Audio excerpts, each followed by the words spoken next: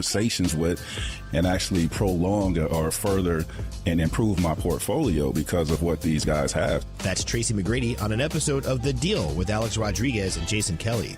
T-Mac is one of 10 limited partners who joined the Bills ownership group, along with his cousin and fellow NBA Hall of Famer Vince Carter. I'm Bloomberg's Justin Milliner on the Black Business Beat. With Fidelity Wealth Management, a dedicated advisor gets to know you and your goals to build a comprehensive plan to help grow and protect your wealth. Backed by a team of specialists, they'll analyze all your accounts, even the ones they don't manage, to keep an eye on taxes and provide proactive portfolio insights that can help you unlock your wealth's full potential. Learn more at fidelity.com/wealth. Investment minimums apply. Fidelity Brokerage Services, LLC. Member NYSE SIPC. You can never have too many tools. Shop DeWalt deals at Lowe's. Get a free Select DeWalt 20-Volt Max Power Tool when you buy a Select 20-Volt Max 5-amp-hour battery kit. Plus, get a free additional DeWalt 20-Volt Max 8-amp-hour battery when you buy a DeWalt 10-inch 20-Volt Max dual-bevel compounded miter saw. Lowe's, we help, you save. Valid through 6/24 while supplies last. Selection varies by location. You're listening to Milwaukee Black Talk on 101.7 FM. The Truth. And 1510 AM. W269DL. Milwaukee, a Milwaukee Black media company.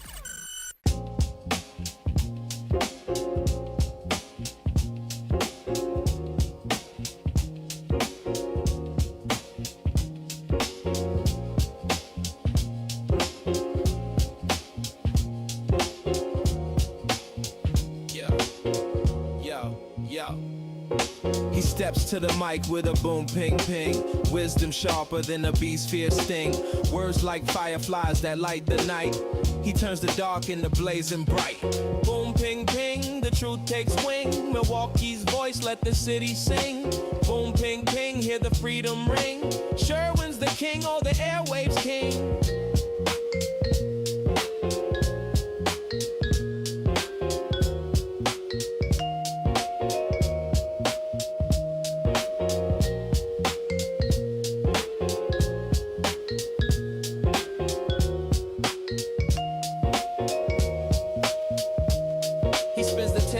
Shake the ground, unveils the truth where lies abound. Politics, justice, social streams. He molds the chaos into dreams. No silence here, just the sound of change. Boom, ping, ping, rearrange. Boom, ping, ping, the truth takes wing. Milwaukee's voice, let the city sing. Boom, ping, ping, hear the freedom ring. Sherwin's the king, or the airwaves king. Through the static, through the noise, he amplifies the people's voice. Boom, ping, ping, like a heartbeat's call. He's got the wisdom to break down walls. Yeah.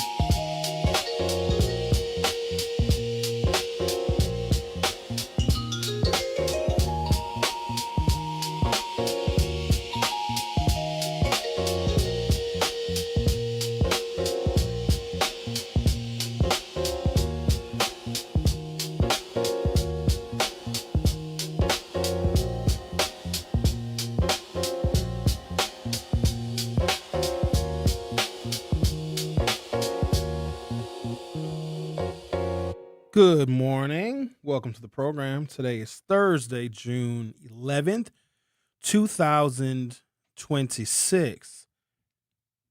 I often refer to 2014, roughly the 30th of April, because that is when Dontre Hamilton was killed in Red Arrow Park. And also, it seems like all things lead back to someone's abuse of power or force against black people. Sometimes it's the system that seems to be abusive, according to some. You know, the inconsistent relationship that African Americans have with the criminal justice system, which I certainly understand and I absolutely appreciate. But anytime there's something that appears, at least on its face, to be unfair, and there's some kind of racial polarization in that situation, like with Carmelo Anthony and Austin Metcalf, we get very emotional and very excited, very angry about those kinds of situations because it's something that we can easily point to that proves African Americans' credibility when we talk about how racist the system is. Unfortunately, it does not do anything to change the system because the people that we are trying to get the attention of know what they are doing, and this is evidence that the system is working. African Americans, in one form or another, have to be in a state of heightened anxiety and fear because then we become irrational. And when we are irrational, then the system is allowed to work as planned and as designed. Chaos is very necessary to continue our oppression and subjugation, even though that oppression and subjugation it's covert, because it's not like, white folks are burning crosses, even though there was a cross that was found burning, I think, in Illinois yesterday. It's a little bit more under the cover of darkness. It's a little less obvious. And so we have to point to every single example that we can to prove that, yeah, racism is real. And we have to define structural and institutional racism. And we look at bias that exists all over the place, especially in education, in healthcare, et cetera. Because we always have to point to these examples because for some reason, our arts, our music, and our culture that oftentimes features themes of how Black people are held back and oppressed, like that's not communicating well enough because we'll have details about our oppression in our music and then people will just dance to it. Like they're not really getting the full message. So we have to point to every single example that we possibly can. And we're a little confused, and I say that very lovingly. I'm not saying that to be condescending, because we firmly believe that we have allies out there somewhere. I personally don't know who they are or where they are. We think that we have allies because there's like a hidden vulnerability that we want someone to understand and feel sorry for us and then repair us. We want reparations. We want equality. We wanted some diversity, equity, and inclusion. That failed. We needed some affirmative action. We got it. It worked. Then they took it away. So in the grand scheme of things, whatever it is that we get, whatever we receive in terms of rights, we think that, we fought for those. No, they were given. And they can be taken away. I just want folks to be very mindful of that. And so we always have to point to these examples, and we think that we have allies. And I want to use the example of what happened in 2014 with Dontre Hamilton because it's a moment that continues to repeat itself in the city of Milwaukee. When we are anxious and scared and upset and vulnerable, then a whole bunch of people will come, it appears, and share in that pain. Like, oh no, a Black person was killed. George Floyd was a great example. That wasn't real either. That was just, let's show the Blacks a little bit of sympathy, and then we can point to the fact that we were all out there marching and protesting. Ain't no Black Lives Matter signs no more. They all have come down. There's no motion or no movement. There was no justice in policing policy. It was an idea, and it quickly faded. And so we thought for a moment, just like with Obama, all these people that voted for Obama and praised Obama, some of them look like us, some of them look like the white folks. We thought, America is finally understanding that we're good people, we're honest people, we're hardworking people, that Black people are more than just a stereotype. And then George Floyd happens. We're like, oh my God, look at all these people. Even in suburbs, they were protesting. Some of those protests were all white people, no Black appearances whatsoever. And we believed it. Here's what our problem is. We are so, and I'm not saying this to be condescending because I'm involved in this too. I'm involved as well. We want to believe them so bad when they say they've changed. We give them all these examples, all these credible examples of police brutality and the system being unfair to us. And we're We're showing that and explaining that to them in hopes that they get it and they empathize with us, and they never will. And we think that we have allies, and they know that. They know that if they come when we are in a moment of heightened anxiety and tension and fear, that the white people that show up, we will assume that they are our friends. We're so desperate for them and to validate our feelings of how unfair the world is. We invite them to the cookout. Stupidest thing we ever did. Why do we think that that was okay? Can I tell y'all, please, can we rescind? You know how like Donald Trump said, we got to make sure everything is okay with these countries. We're going to ban people from coming from these 7 Muslim countries until we can figure out what's going on. Can we stop handing out arbitrary invites to the cookout?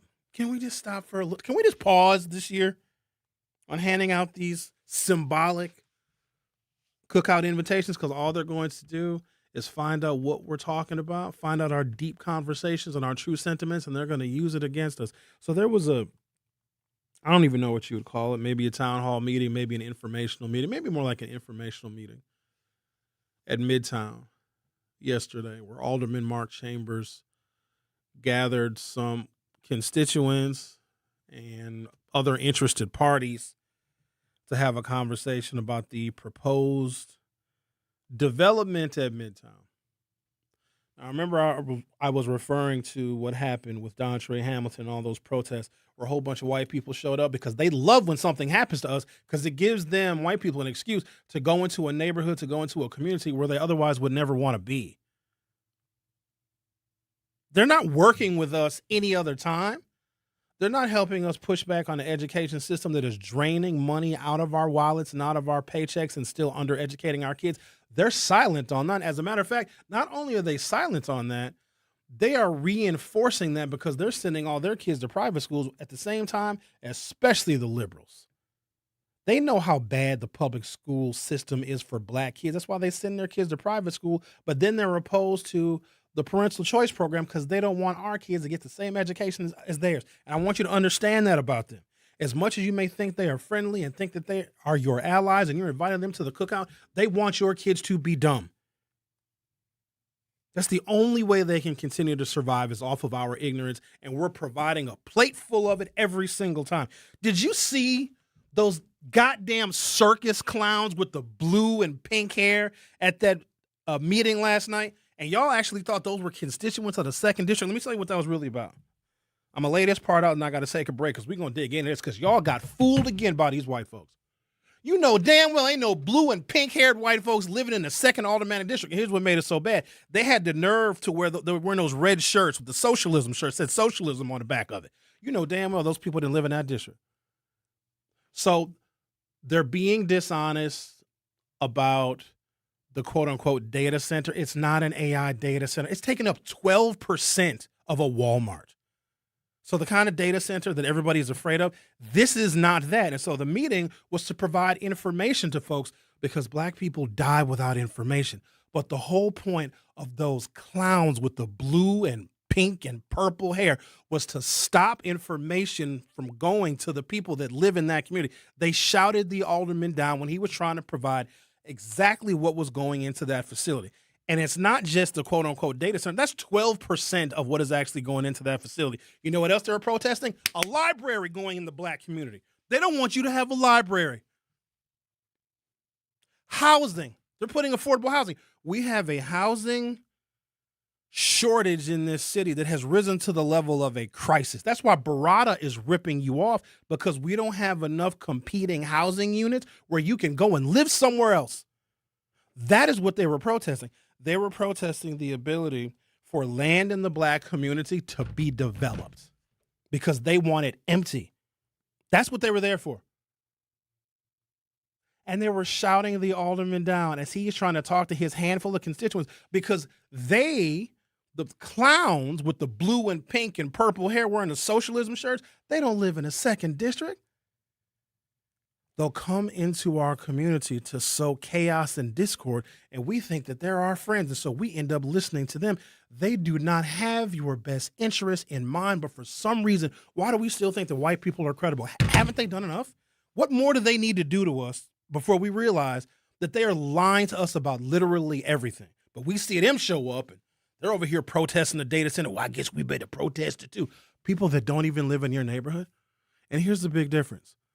Let's say they were planning some kind of development in some suburban community, some rural community that is mostly white. Do you think that black people would care enough to go out to one of those communities in which we do not live, we do not vote, and do not pay taxes and protest how those people develop their land and get property tax revenue? We would not. But for some reason, they find it necessary, but also because it's easy and we're not going to push back on them. They'll come into our community and tell us what we can and cannot have. So those people that came to the Midtown meeting yesterday, the informational meeting that the alderperson and Department of City Development was trying to have to give people information, you had white folks there that were protesting black people getting information, because without information, we die. And with information and details and facts, we flourish. And they were shouting the aldermen down. It was a horrible display. And the fact that y'all think that was something positive, like, yeah, no data centers. Look at who you are listening to. People that are protesting our community getting a library. As I'm spending all of my damn time talking about how black kids can't even read, these folks come in and don't want a library to be built in the community. That's insane to me.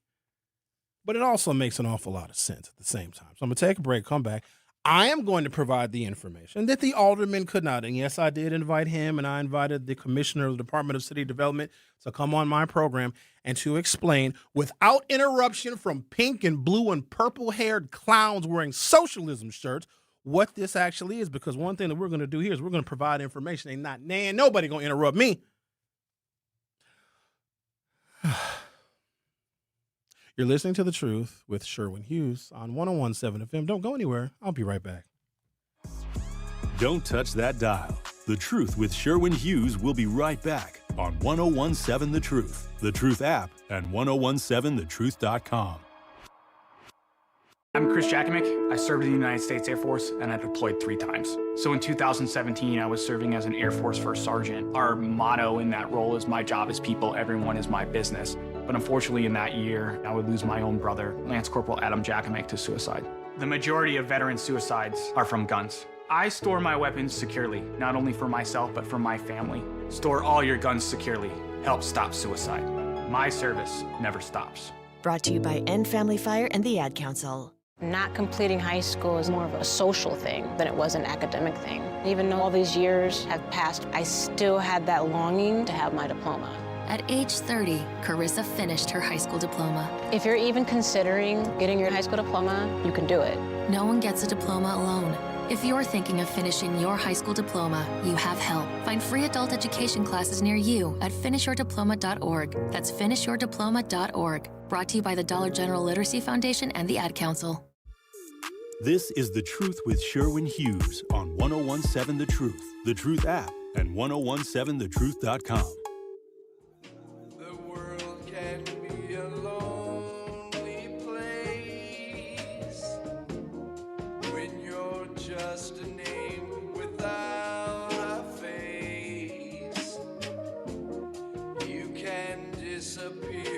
Without a trace and be gone.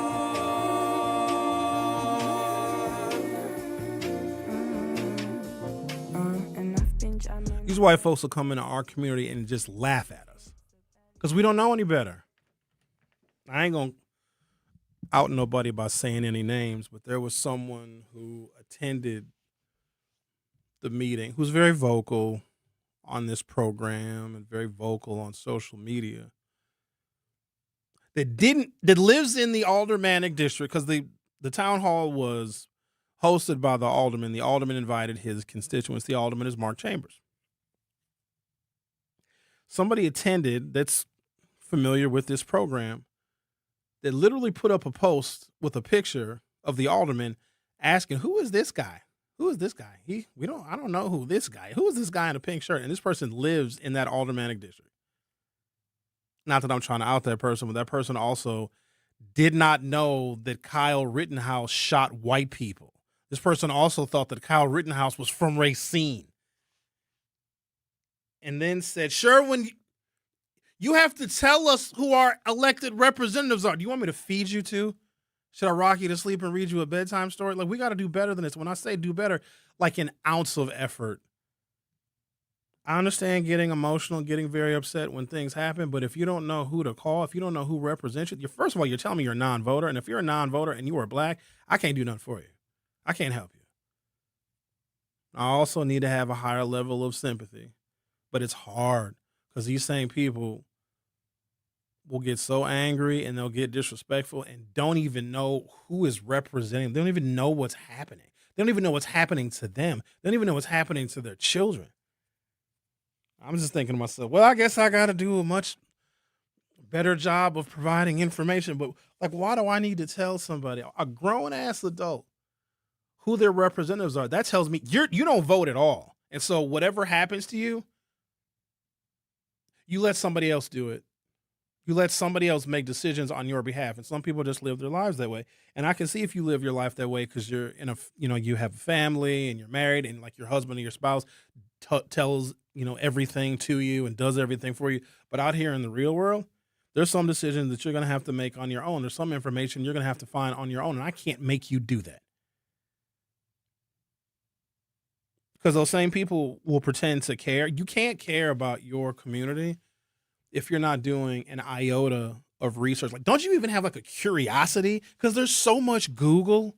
There's so many ways to get your questions answered. You can just hit the screen on your phone and say, hey, phone, answer these questions for me about stuff that I don't know. And your phone will be like, I'm delighted to. Here's all of the stuff that you didn't know. You want me to email it to you?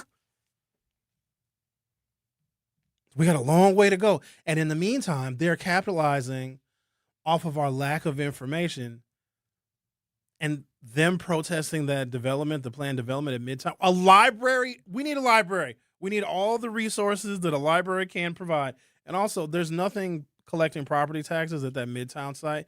Like, who do we think is going to come and develop that? Who are we waiting for?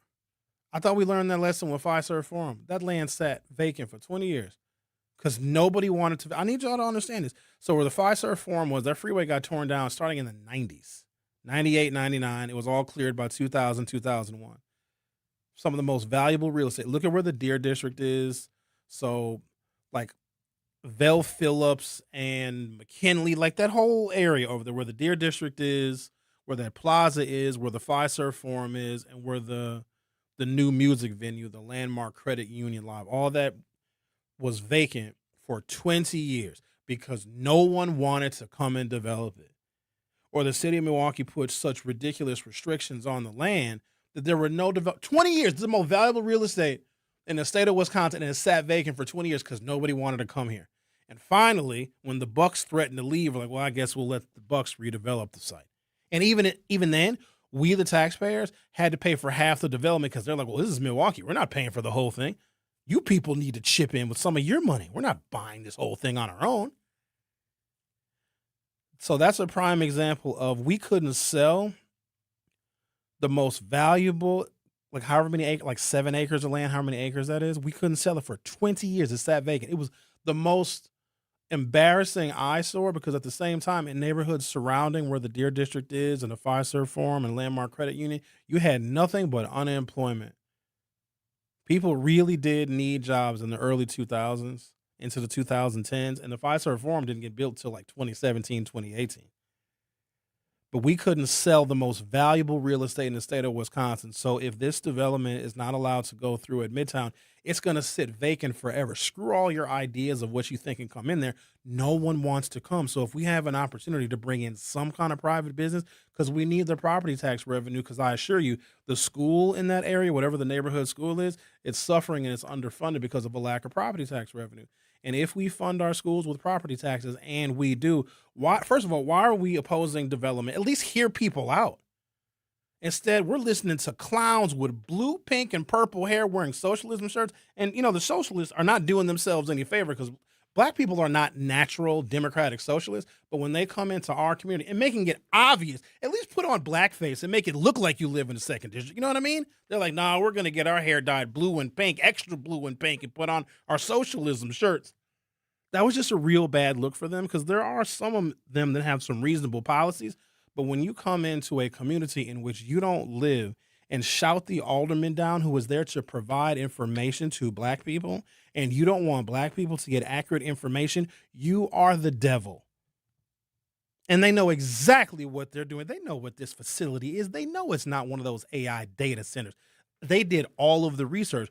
They want to control or have some kind of impact or influence on how and what land gets developed in the black community. And if y'all don't see that, and a lot of us didn't see it, we're like, oh, wow, a lot of people showed up. A lot of residents showed up. Them people don't live in a second district.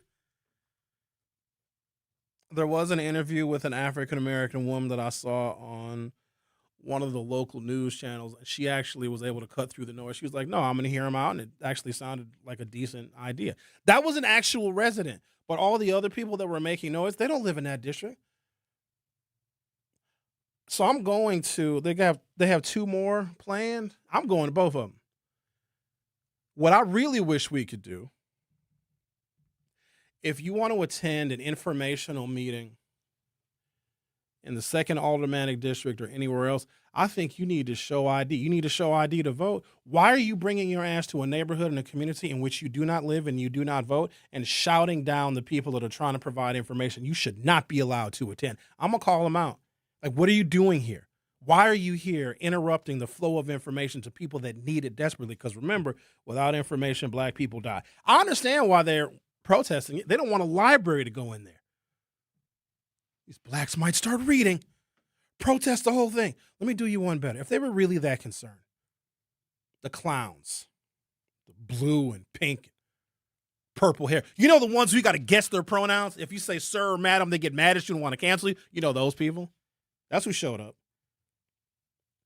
If they don't want that development to go in there, so it would be some city offices would be there, and we need city resources right in our community as close to the community as possible so we don't always have to go downtown to get our business done. There's a library, there's some affordable housing, and there's a storage facility, which is probably the best development that we can get for a facility that used to be a Walmart. That Walmart is gigantic, and it takes a whole lot of collaborations and a whole lot of, minds coming together to fill 100,000 square feet of space in a destitute part of the African-American community where 0 property tax dollars are being generated. So if you can get all these folks together, and then if people show up and they say, we don't like this development. Okay, so what's your proposal? Clown show, people with the blue and pink and purple hair, the Rainbow Coalition. Okay, if you don't like this development because something data centers, even though you know it's not a data center, it's not an AI data center, they know that. Then what is your idea for the community? They don't have one. They just don't want any development.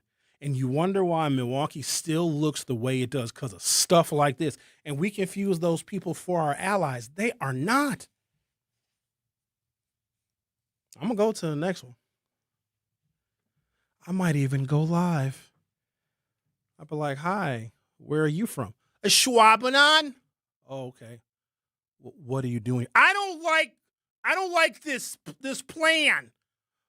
Okay, why not? Because there's going to be a library in the black community, and that's not what you people need. Well, what are you proposing? Like, what do you think that we need? Pretty much nothing. I just don't want you to have anything. All right, thank you. Take a break, come back. Did anybody attend? If you did, I'd love to hear from you. I got some articles and some details I want to share with you, but we have to stop letting people not just come into our community, but shout down our elected officials. They're stopping our elected officials from providing information. And here's what y'all are going to say. Our older persons ain't doing nothing. Further increasing the likelihood that we won't vote, because if they come and shout down an older person that's trying to provide information, which is, what older persons are supposed to do, and if the information doesn't get out, because they literally were chanting. I can't believe more black people that live in the neighborhood didn't tell them to shut up or escort them out. I'm blown away by it, actually. And they offer absolutely nothing. But they shout down the older person can't get any information out. Then rumors and lies start flying and circulating on social media. And then our community is less likely to participate in the political process because we'll sit here and say, our alderperson ain't doing nothing because a bunch of white folks from somewhere else shouted down our elected official. I promise you this. Go out to one of their town hall meetings in Oconomowoc or out in Pewaukee or out in Random Lake. Go ahead. Get a collection of black folks. So go out to one of their communities and shout down their elected officials. If one of their elected officials is hosting a town hall meeting, they would leave you where they found you. They would make sure you never came back. But what do? We welcome them. How are you guys going to come to the next meeting? I really enjoyed you shouting down our black elected officials. They're successful. They're trying to get us to hate our very own people, and they're winning every single time. And black folks don't recognize that. It's like we learned nothing from the civil rights movement. We're starting all over again. I'm going to take a break, come back, calm myself down. I probably should switch to decaf. I'm really upset about this because it's so painfully obvious what these white folks are doing. And then when the development fails, because they did the same thing with the meatpacking plant over at Tower Automotive, which is still vacant. Bunch of people from somewhere else come in our community, scare our elected officials, and then we get nothing. And that was before COVID. That was 7 years. We lost 7 years worth of jobs, wages, benefits, and retirement because that development that was proposed for the Tower Automotive site got shouted down by a bunch of outsiders.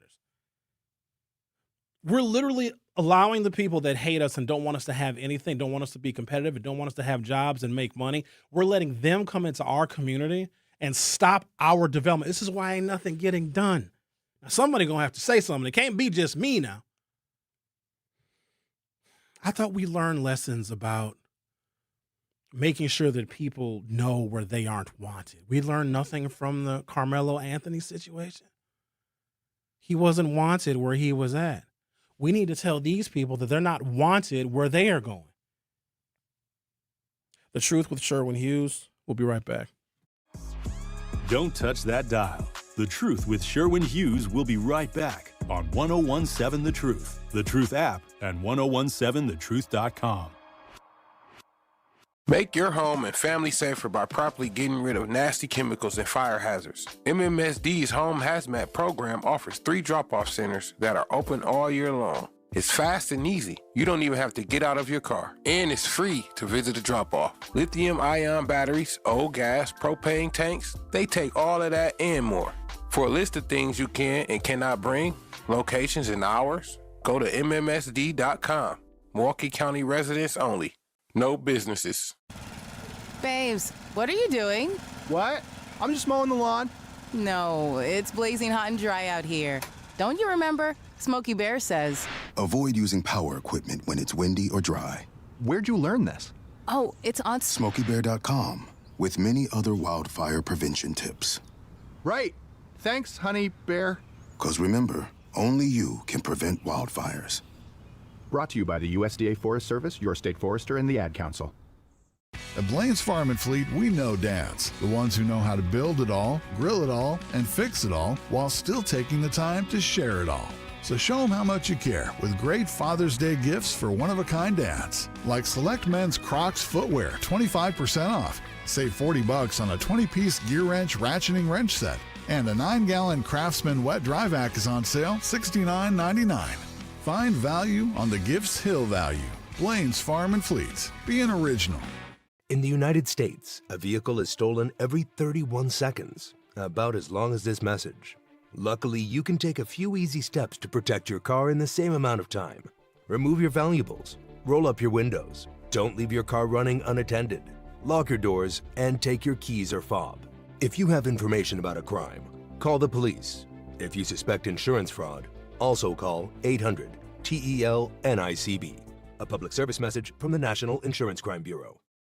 At Versity on King, we believe taking care of our community starts right here, together. Every day, neighbors step up to donate blood, helping save lives in Milwaukee and beyond. But Versity on King is more than a donor center. It's a place for health education, community connection, and support, especially for families facing conditions like sickle cell disease. When you donate blood, you're not just giving, you're showing up for your community. Visit versity.org/VersityOnKing to learn more or schedule your donation today. Versity on King. Rooted in community, powered by hope. This is The Truth with Sherwin Hughes on 1017 The Truth, The Truth app, and 1017thetruth.com.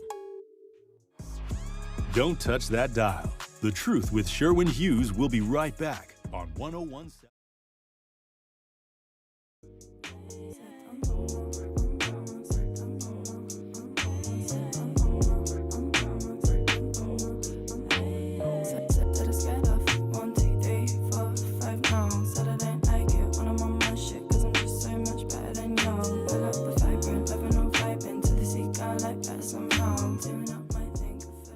One of our avid participants, and I think she's a subscriber to the Hughes Views 414 YouTube channel. I did a lot of profanity last night. I was so mad last night.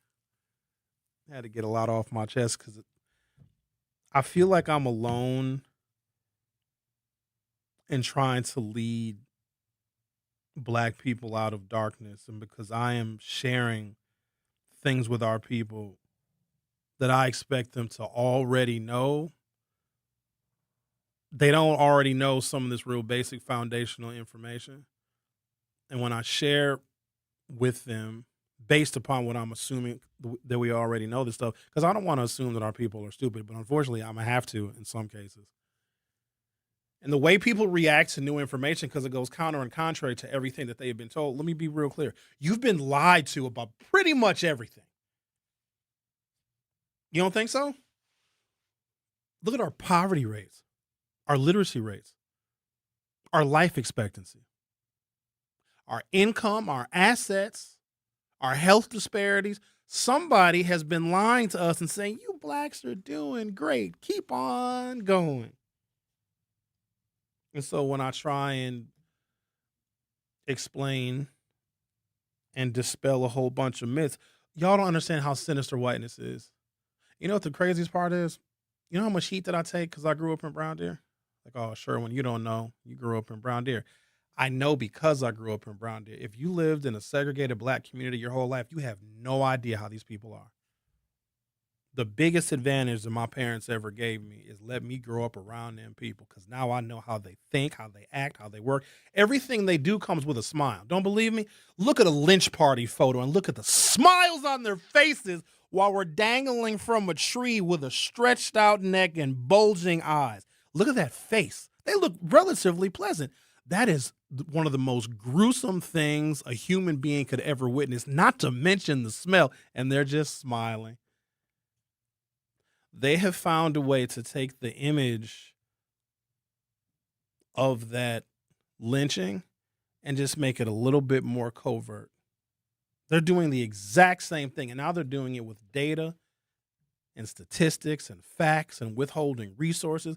And whenever we're trying to get just like little menial itty-bitty crumbs, they protest that too, because they also know if Black people get a little bit, we'll make a hell of a lot of progress. Let a Black man into Harvard, I bet you he'll be president. See what I mean? Give us the same education they've been getting. Let me be real clear about this. Harvard has been graduating people since 1642. Part of Harvard's endowment, their original endowment, was in human beings. Oh, you guys didn't know that?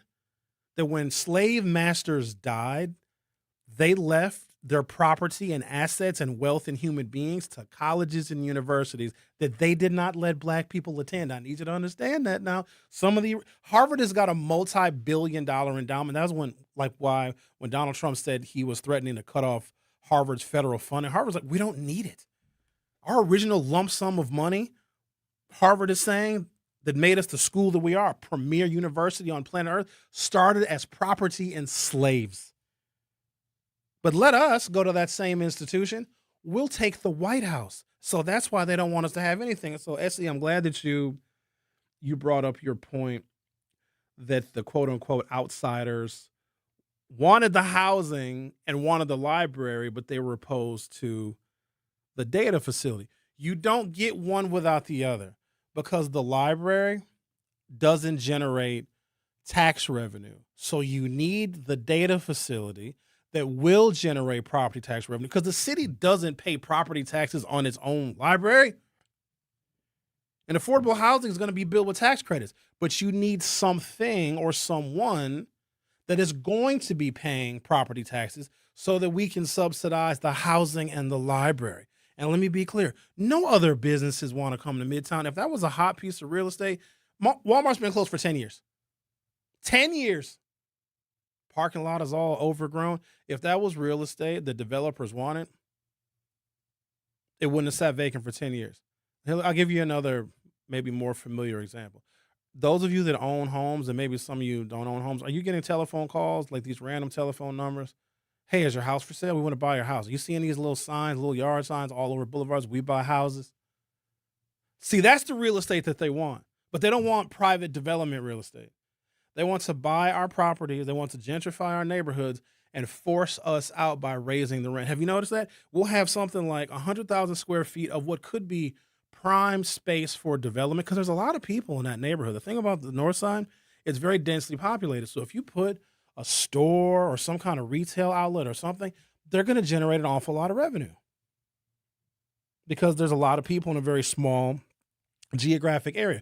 So when big retail does their surveys, they look at how many people live per square mile, and they can figure out how much money and how much profit they're going to make. That area is ripe for some kind of development because there's a lot of money over there. There's a lot of incomes. The incomes may not be high, but when you have a density of people and you combine all of their disposable income, anything could be successful. But they don't want that.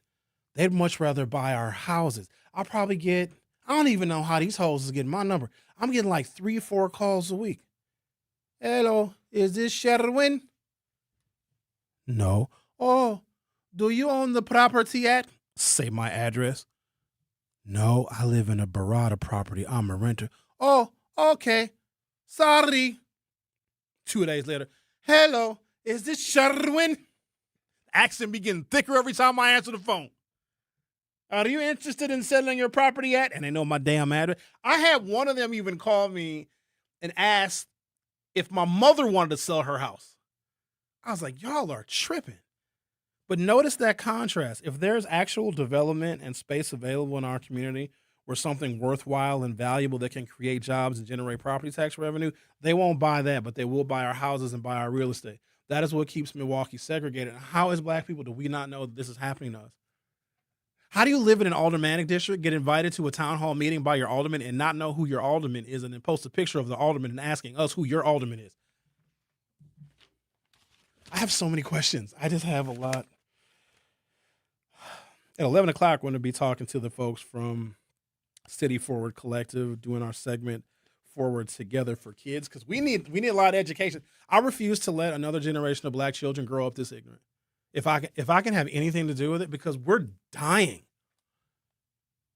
Hey, Clown Show people, if you're listening, don't come back. Don't do that. Just don't. Just leave. Let us get the information.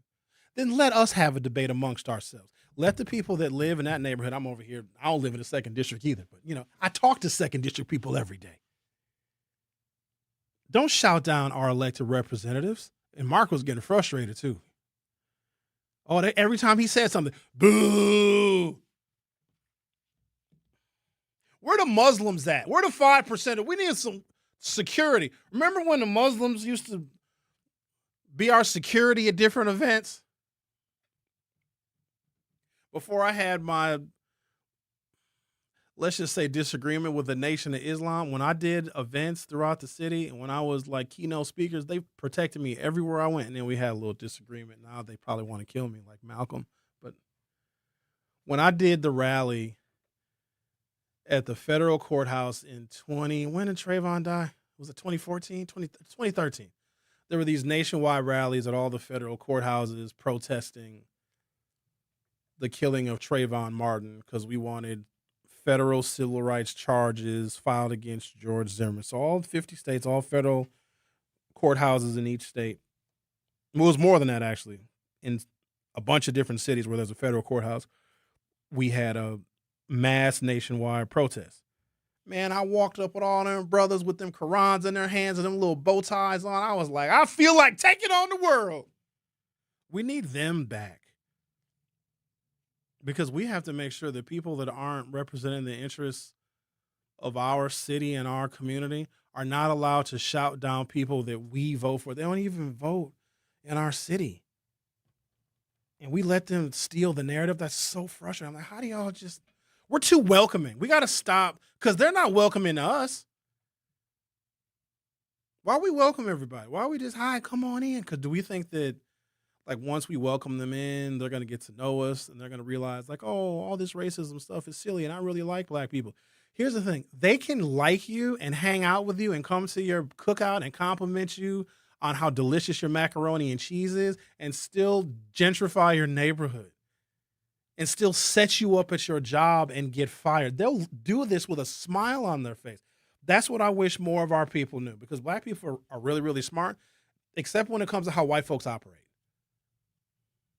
And I'm fortunate that I grew up around them because I see exactly how they operate. Oh, Sherwin, we can't ever let you niggers know we really hate you. No, we want to be as close to you. We'll dance to your music.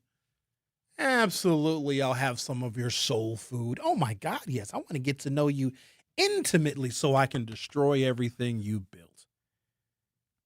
You think the white people are going to give up on white supremacy? Do you really think that? Look who they elected.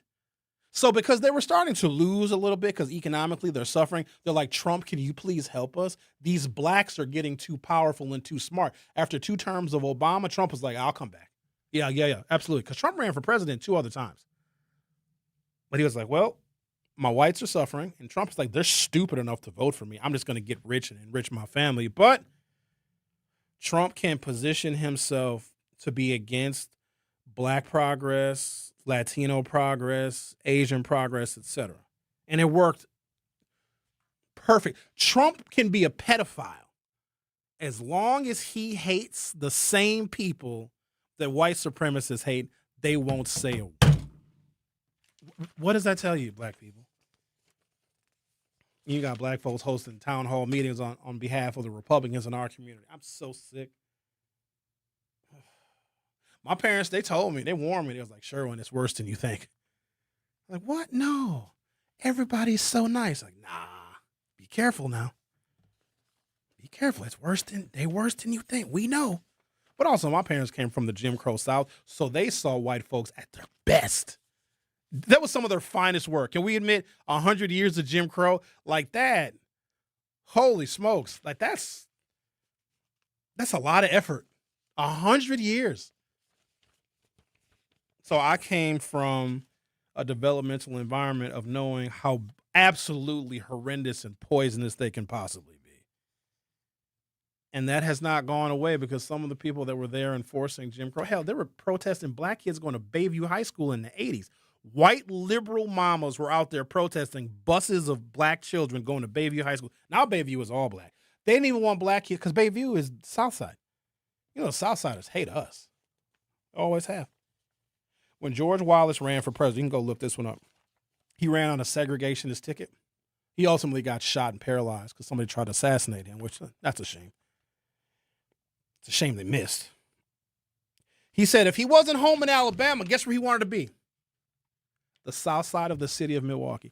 Do you think that sentiment that made George Wallace love Milwaukee South Side, do you think that just went away? It still exists. Now it just has blue, purple, and pink hair. It's deceptive. I know it is.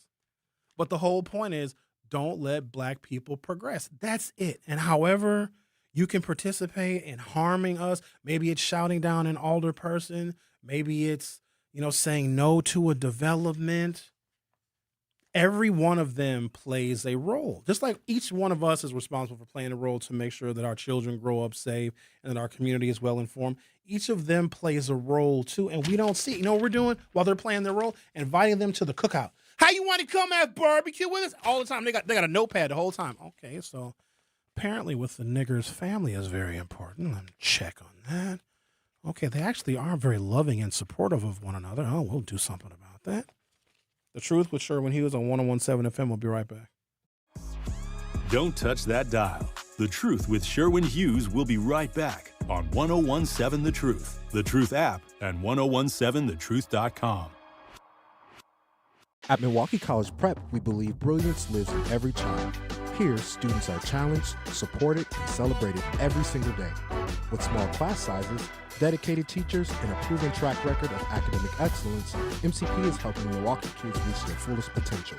Enrollment is still open for grades K-3 through 8. Apply today. Give your child a school where they'll thrive. Visit mkeprep.com or call today. Milwaukee College Prep, brilliance lives here. At Blaine's Farm and Fleet, we know dads, the ones who know how to build it all, grill it all, and fix it all while still taking the time to share it all. So show them how much you care with great Father's Day gifts for one-of-a-kind dads. Like select men's Crocs footwear, 25% off. Save $40 on a 20-piece gear wrench ratcheting wrench set. And a 9-gallon Craftsman wet dry vac is on sale, $69.99. Find value on the Gifts Hill value. Blaine's Farm and Fleet. Be an original. In the United States, a vehicle is stolen every 31 seconds, about as long as this message. Luckily, you can take a few easy steps to protect your car in the same amount of time. Remove your valuables, roll up your windows, don't leave your car running unattended, lock your doors, and take your keys or fob. If you have information about a crime, call the police. If you suspect insurance fraud, also call 800-TEL-NICB.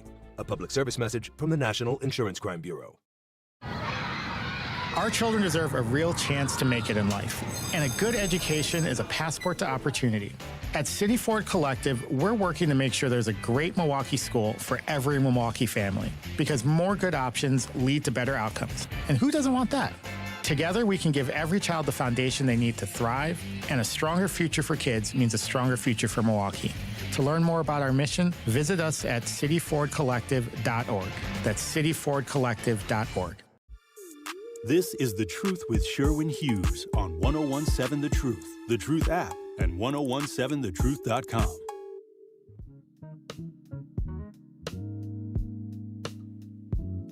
The property owner for the new development at Midtown on Milwaukee's North Side is responding to the public's concern over the possibility that he plans to build a data center at the site. When asked directly if he is building a data center at the old Walmart, Trent Overhue of Affordable Family Storage said, "No." Quote, "This is solely utilized for research," he added. "It's nothing close to what a traditional data center would operate. The equipment that goes into it is completely different." Overhue provided an interview to a limited number of local media, including the Milwaukee Courier, as he stood inside the facility on June 10th ahead of a public informational session hosted by Alderman Mark Chambers. The construction of data centers is a pressing issue nationwide as people are concerned by the center's effects on the environment through water and energy use, among other concerns. Last month, when the development appeared on an agenda before the City Plan Commission, many Milwaukeeans spoke out. Quote, "You're not going to poison the North Side," one social media user wrote. People don't even know what it is. They're not even listening to the explanation. And we hear data centers and we just run with the narrative. Like, at least find out what it is. Don't shout somebody down. Let them give you all the information and then you make your decision. But when you have people coming in and not even allowing the flow of information to our people, how do you not see that as sinister? And why didn't any of y'all that went tell them to shut up?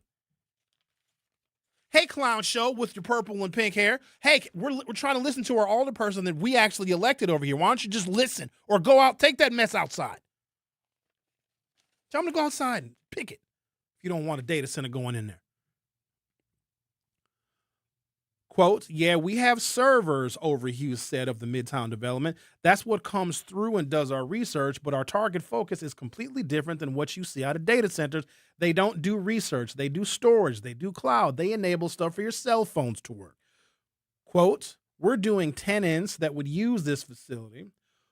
This one would be a medical facility. They use them in banking, defense, and logistics, so all you're doing is solving complicated equations." Overhue, a resident of Missouri, does own similar facilities elsewhere in the country, and his business ventures have been the topic of conversation online and in local media. The Midtown site he purchased in 2022 is his only Wisconsin property. But Overhue, who partnered with Wisconsin's Gorman and Company, is referring to the site as a computer research facility while noting there are actual data centers within Milwaukee city limits already. Y'all didn't protest them. Potawatomi got a big one. But ain't nobody going to say nothing to Potawatomi because y'all love them slots. Hughes said about 10 megawatts of energy will be used. 3 megawatts from Walmart's infrastructure plus an additional 7 megawatts, he said. There is a closed-loop water system, meaning no water use, which is what Walmart was operating on. So y'all didn't protest the Walmart because of its energy usage? Let me just do a little quick research on the fly here. How many megawatts? How many megawatts does an average data center use?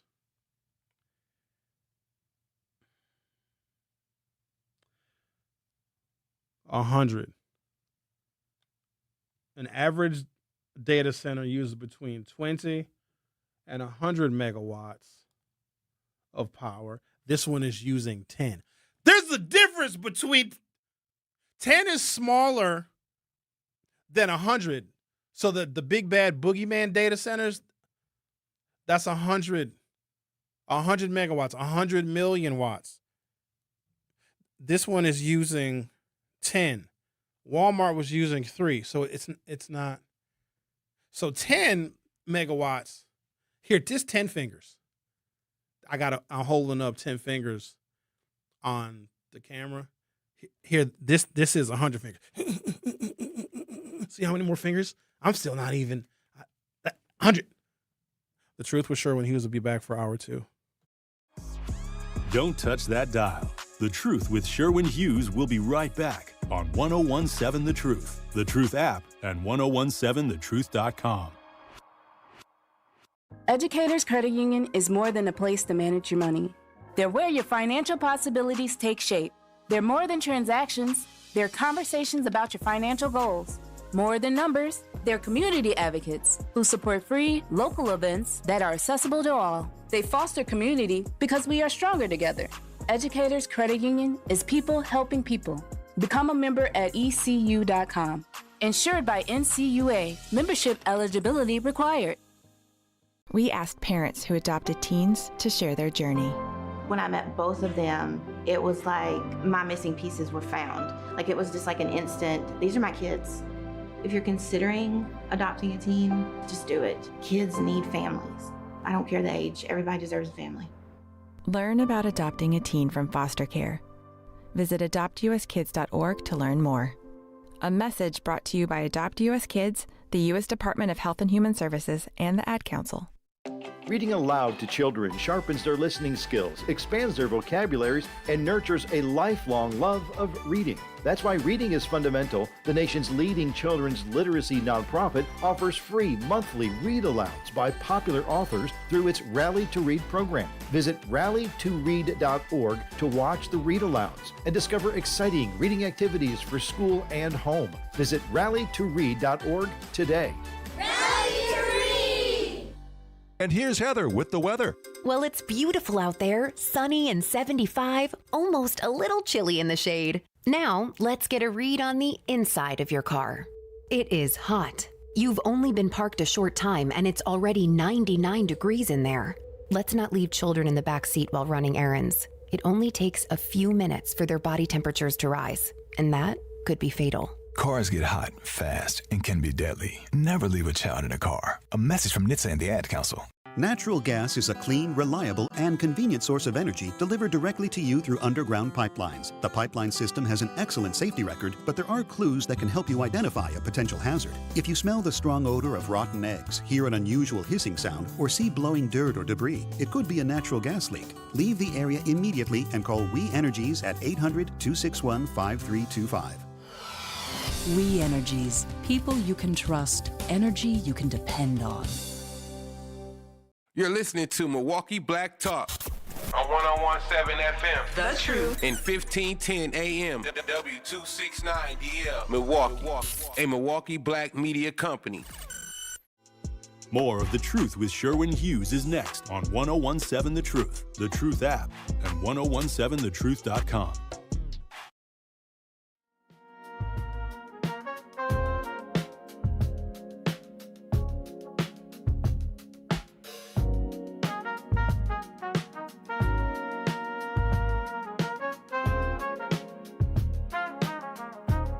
Welcome to Hour 2 of The Truth with Sherwin Hughes. Just trying to provide a little information. Linda says, make some good points, Linda. She says, I think you mean well, Sherwin, but they got rid of too many environmental policies. Can you name one, Linda?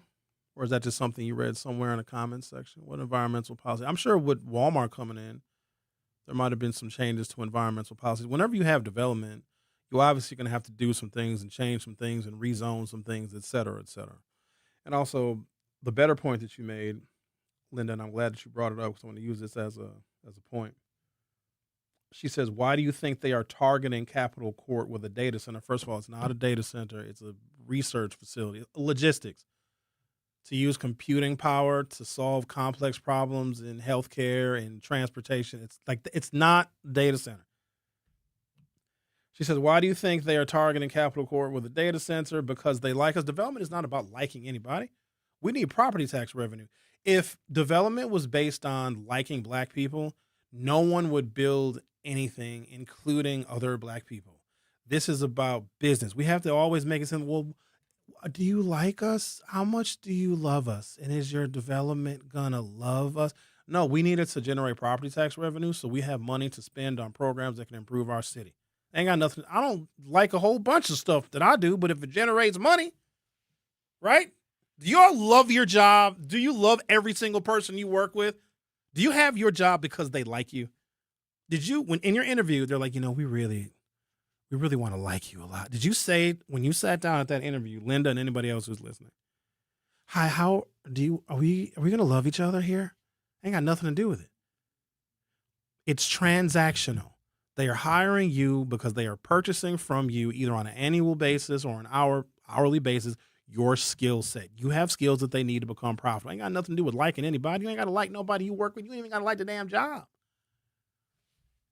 You're selling your skills. They are purchasing some available space, and they're going to bring in a development that's going to generate property tax revenue. And here's the thing. You know what's crazy? Let's say it gets built. And at this point, I have no idea, because if this doesn't get built, expect for it to be vacant forever, and then expect for the neighborhood and the community to get worse and worse and worse. And maybe I should put it in more simple and plain terms.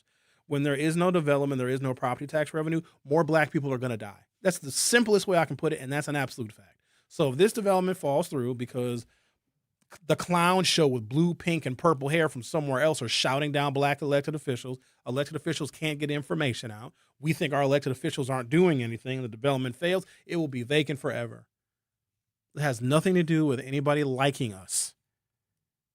And they'll build it, if they build it, 6 months after it's built, you won't even know it's there. You won't even care. In fact, you might even use the library. Some people might actually utilize the affordable housing. Some people might even use the storage facility that they're going to build. 6 months after it's built, nobody even cares. 90% of the most controversial development that gets created, after it gets built, nobody even cares because we're going to be distracted by something else. But we are so content to have nothing that when we get something, it feels like it's threatening. That is PTSD. We don't trust anybody. We think everybody is lying to us. Here's the problem. The people that are lying to us, we think they're telling the truth. And the people that are telling the truth, we think they're the liars. And who do you think got us mixed up like that? Because remember, we went to their schools.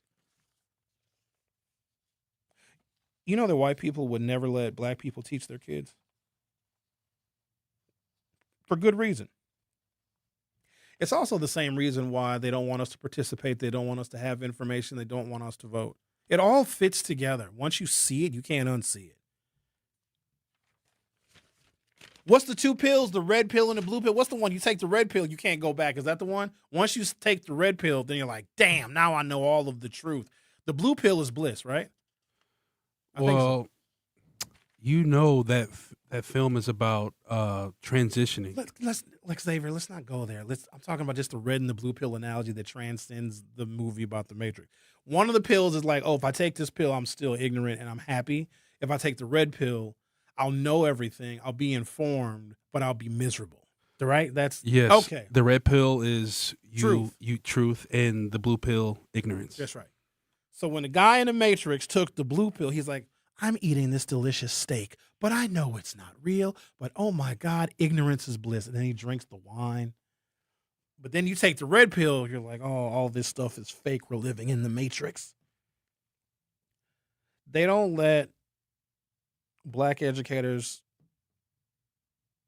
educate their kids because they don't want us to have a monopoly on what their kids learn, but they want a monopoly on what our kids learn. And so take that information, just seal that up, put it in your pocket. Now go look at the statistics of the Milwaukee public school system and also look at the race of the people that are on the school board that control the curriculum of our kids. That's where this is stemming from. And the result is unemployable black people who have a pipeline to prison, illiterate children, and more crime, more violence, more fatal shootings and non-fatal shootings. And when you have, listen to me now, and when you have more of those bad indicators that I just mentioned, you have to spend a disproportionate amount of money on that, on policing and all sorts of criminal justice activities, and that is draining our money. So when we have some development, we can take some of the property tax revenue that's generated from that development and use it for much more positive things to improve outcomes for black people. It's really, really simple. Once you figure it out, like once you know how to ride the bike, you always know how to ride the bike. All this stuff is very cyclical and it's very interconnected. They don't want us to have anything. They want to control development. And I say they, the people that you thought were our friends and our allies that wore the Black Lives Matter t-shirt. You wouldn't even catch a liberal white person wearing a Black Lives Matter t-shirt because they know that that was just a moment to get the black folks to like relax a little bit. Because at that point, we thought all white people were racist. Like, no, I'll put on a shirt for the summer of 2020 and then I'll never have to put this shirt on ever again. Because don't they always say, Sherwin, I voted for Obama. I'm not racist. And what do we say? Oh, all right. Sherwin, I'm a liberal Democrat. Sometimes liberal Democrats are the worst ones because we are much more likely to invite them in because we think that they have like an understanding of us racially. They're some of the most racist people. Like, it's not even about Democrat or Republican. It's white folks are racist. Not all of them. Some of you are okay. Some of them. But you can't tell. You know, I wish there was like some kind of technology where you had like a meter and it beeps when you're in the presence of a racist white person. Some of y'all would get that meter beep, beep, beep, beep, beep, beep, beep, beep, beep, beep, beep, like a Geiger counter because racism is radioactive. Maybe there's a way we can invent some nanotechnology to figure out who's racist or not because we literally can't tell. And so let's say this technology got invented where you have this little Geiger counter, a little thing you wear around your neck, a little keychain. And whenever you're suspect of a white person being racist, you push the button and it'll beep audibly. Some of y'all might find out your boss is racist. Your manager, regional manager, divisional manager, HR, beep, beep, beep, beep, beep, beep, beep, beep, beep, beep, beep, beep, beep, beep, beep, beep. The damn thing would melt. It would melt with the HR. Some of y'all might find out it's your spouse. Beep, beep, beep, beep, beep, beep, beep. Oh, no, honey. Not you. Beep, beep, beep, beep, beep, beep, beep, beep, beep, beep. What do I got here? I got so much stuff here. Let's get through it. Hughes said about 10 megawatts of energy will be used, 3 megawatts from Walmart's infrastructure, plus an additional 7 megawatts. Remember, AI data centers take 100 megawatts of power. That's all you need to know that it's not one of those big boogeyman data centers. It's using 1/10 of the energy. He said there's a closed-loop water system, meaning virtually no water use, which is what Walmart was operating under, so it's using the same amount of water as Walmart. He added that it's not noisy, as affordable housing, a storage facility, and a Milwaukee Public Library branch are planned for the 160,000 square feet. The research facility is only going to take up about 12% of that space. So that is one of the legitimate complaints, that the data centers are noisy, and maybe they make the beeping sound. Beep, beep, beep, beep. Maybe they do. But if you got a library right there, it obviously can't be loud. Shh, you're in a library.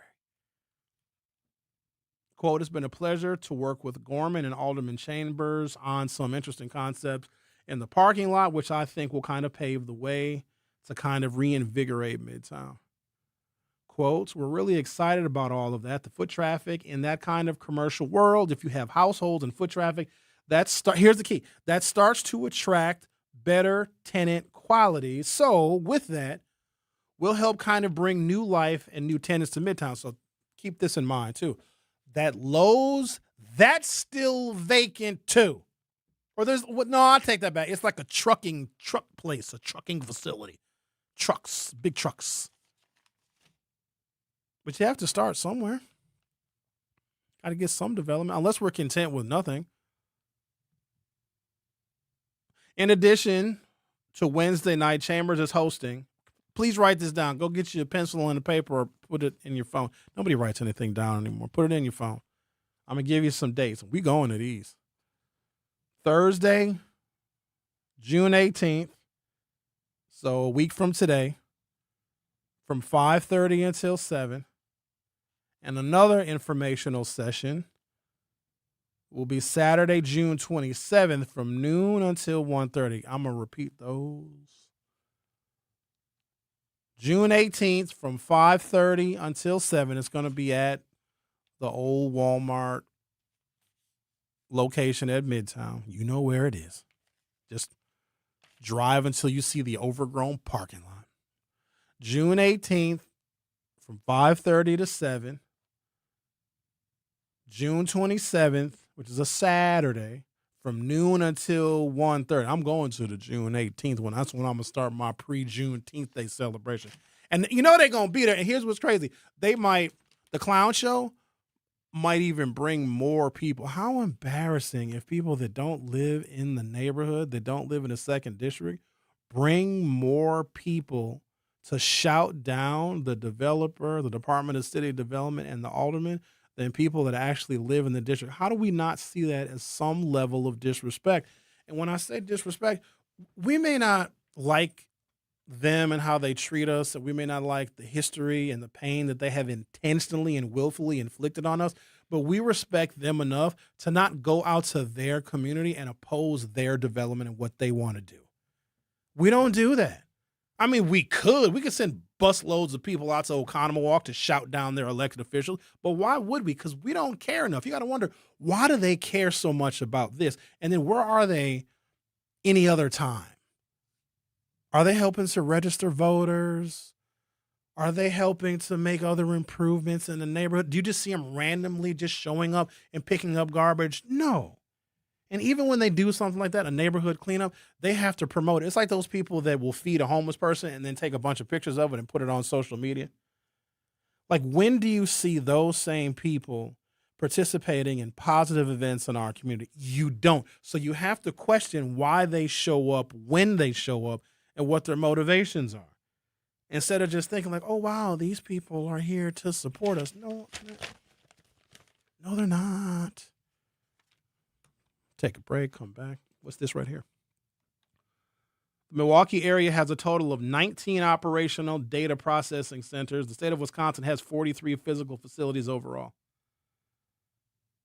These are the bad ones. Data Holdings at 3135 West Highland. Expedient, 4777 Ironwood Drive in the Franklin. Cogent Communications, 1547 CSR, 324 East Wisconsin Avenue. CenterServe, 250 East Wisconsin Avenue. Windstream, 13935 Bishops Drive in the Brookfield. Aventis Data Center, 7901 West Clinton Avenue, Milwaukee, Wisconsin. Didn't nobody protest? None of them. And those are the bad ones.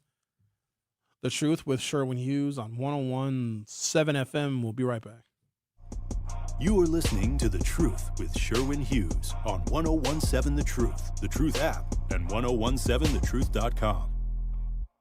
Make your home and family safer by properly getting rid of nasty chemicals and fire hazards. MMSD's Home Hazmat program offers 3 drop-off centers that are open all year long. It's fast and easy. You don't even have to get out of your car. And it's free to visit a drop-off. Lithium-ion batteries, old gas, propane tanks, they take all of that and more. For a list of things you can and cannot bring, locations and hours, go to MMSD.com. Milwaukee County residents only. No businesses. I'm Sherwin Hughes, and I know the power of Stars and Stripes Honor Flight firsthand. As someone who's been on an honor flight, I can tell you it's a day you'll never forget. Stars and Stripes Honor Flight gives our oldest veterans who served in any location in June of 1975 or earlier a free one-day trip to Washington, D.C. for veterans. Airfare, meals, a coach bus tour, and special flight apparel are all included. It's a day of honor, gratitude, and camaraderie. Veterans who served in the Vietnam or Korean War go to flySSHF.org and ask for an application. Mommy, can I sit in the front seat just this one time? Please, please, please. No, not yet. But why? Because I love you, and you're just not ready yet. Now, get in the back so I can get you in your car seat, please. Putting your kids in the right seat for their age and size is an act of love. Check that your kids are in the right seat at NHTSA.gov/the right seat. Love protects. A message from NHTSA and the Ad Council. In sitcoms, when someone has a problem, they just blurt it out and move on. Well, I lost my job and my parakeet is missing. How was your day? But the real world is different. Managing life's challenges can be overwhelming. So, what do? We get support. The Huntsman Mental Health Institute and the Ad Council have mental health resources available for you at loveyourmindtoday.org. That's loveyourmindtoday.org. See how much further you can go when you take care of your mental health. For 250 years, our armed forces have bravely served America. Wounded Warrior Project honors that legacy by supporting post-9/11 service members and veterans like Anthony, a Marine who was injured by a roadside bomb in Afghanistan. They carried me through my injuries, not just my physical, but my mental. And seeing other vets doing the same thing helped me tell myself, hey, you can do this. Join us in honoring warriors at woundedwarriorproject.org/America. More of The Truth with Sherwin Hughes is next on 1017 The Truth, The Truth app, and 1017thetruth.com.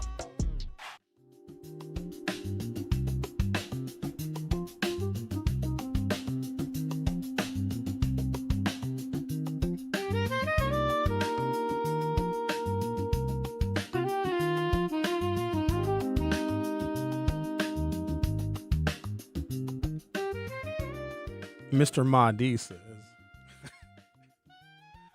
Milwaukee is not afraid of black unity. They know it rarely happens. North Side is full of all races. Most definitely don't support the black dream. The North Side ain't diverse. Economically it is, but it's not. It depends on what part of the North Side. But no, it's not. You got some census tracts that are considered north side of the city of Milwaukee that are 98, 99% black. One of the best indicators of how exceptionally polarizing the racial separation is in the city. So you guys remember when Marvin Pratt ran for mayor in 2004 against Tom Baird? Now, that was 20-something years ago, but I don't know if things have changed all that much. There's a little bit more gentrification. You've got Bronzeville, I suppose, and the King Drive area that's a little more gentrified. River West, a little more gentrified. So you do have some diversity there, but it's the wrong kind. When we looked at the maps, the ward level maps of who voted for who in the Milwaukee mayor's race of 2004, I need you to understand this. There were some voting wards, and a voting ward is basically a section of city that contains about 1,500 people, give or take. So we have 300 and something wards, and that basically divides up the Milwaukee population by little squares of 1,500 people. There were wards, so these squares, geographic areas of 1,500 people, give or take, were 0 people out of 1,500 voted for Marvin Pratt. 0. South side. Then on the north side, there were literally 0 people out of 1,500 that voted for Tom Baird. We had never seen anything like it. And here's what the tough part was. That was a presidential election year, and I was working for the Kerry Edwards campaign. So the mayor's race in 2004, where Tom Baird got elected on a strong white vote, was in April. We had until November to get people in the city of Milwaukee that absolutely did not vote for Marvin Pratt and absolutely did not vote for Tom Baird to come together and vote for John Kerry and John Edwards. Boy, was that a tough task, but we did it. And you know what we did that year? I'm going to take credit for this because I did it. Back then, there were no barriers to early voting. So you know how you vote early now? We have a whole bunch of early voting sites. You can go to the library. You can go to municipal building. You can go to different places in your community. We didn't used to have that. So if you wanted to vote early in the city of Milwaukee, you had to physically go to City Hall, to the 5th floor, to the election commission, request your ballot, fill it out there. They put it in an envelope and they give it to the clerk. And because Tom Barrett was just elected mayor, he was down for anything because he knew that he got elected in a racially polarized city. And so we came up with a plan. Those of us that worked on the Kerry Edwards campaign, the senior staff in Milwaukee, it's like, wait a minute, what if we got the African-American community that is sometimes very, very hard to move to vote? What if we said they could vote at City Hall a full month before the election? And Tom Barrett was like, I'm down. He's like, I'll open up my election commission 7 days a week. That's when we started Souls to the Polls. That's when we brought Al Sharpton in. Al Sharpton would be at black churches. Al Sharpton would make an appearance at the black church. We had all sorts of transportation. We had buses, and we would literally take people from church and drive them to City Hall where they got their ballots and they voted. Now, it was a mess, and the lines were long, but we had our people voting 7 days a week because at the time, the city of Milwaukee had enough money and had enough budget to staff our election commission 7 days a week. Then the Republicans realized that they didn't have the same kind of infrastructure in their cities and towns. And then Scott Walker gets elected governor. And what did he do? He limited early voting. And so then what did we do? Respond to him. We had different early voting sites. Now they're limited to just 2 weeks before the election because we were voting early a full month before the election. And the Republicans had a fit because they didn't see it coming. You're welcome. And so when Scott Walker was like, nope, we're going to limit early voting to only 45 working hours before the election. Here's the excuse he gave. He was like, well, some of our smaller, more conservative towns, they just don't have the manpower and they don't have the budget to have their election commissions open like the city of Milwaukee does, and we can't compete. You know what we said to Scott Walker? That's not our problem. Lock in, Scott Walker. Lock in, conservative Republicans in little farming towns. That's not our problem that you can't staff your election commission like we can. And so Scott Walker passed the bill. He signed a bill that said early voting has to be limited to just 45 hours before any election. So then what do? We said, okay, cool, we'll take your 45 hours, but I bet you we have 20 sites around the city in them 45 hours. Got his ass again. But we weren't voting early before 2004.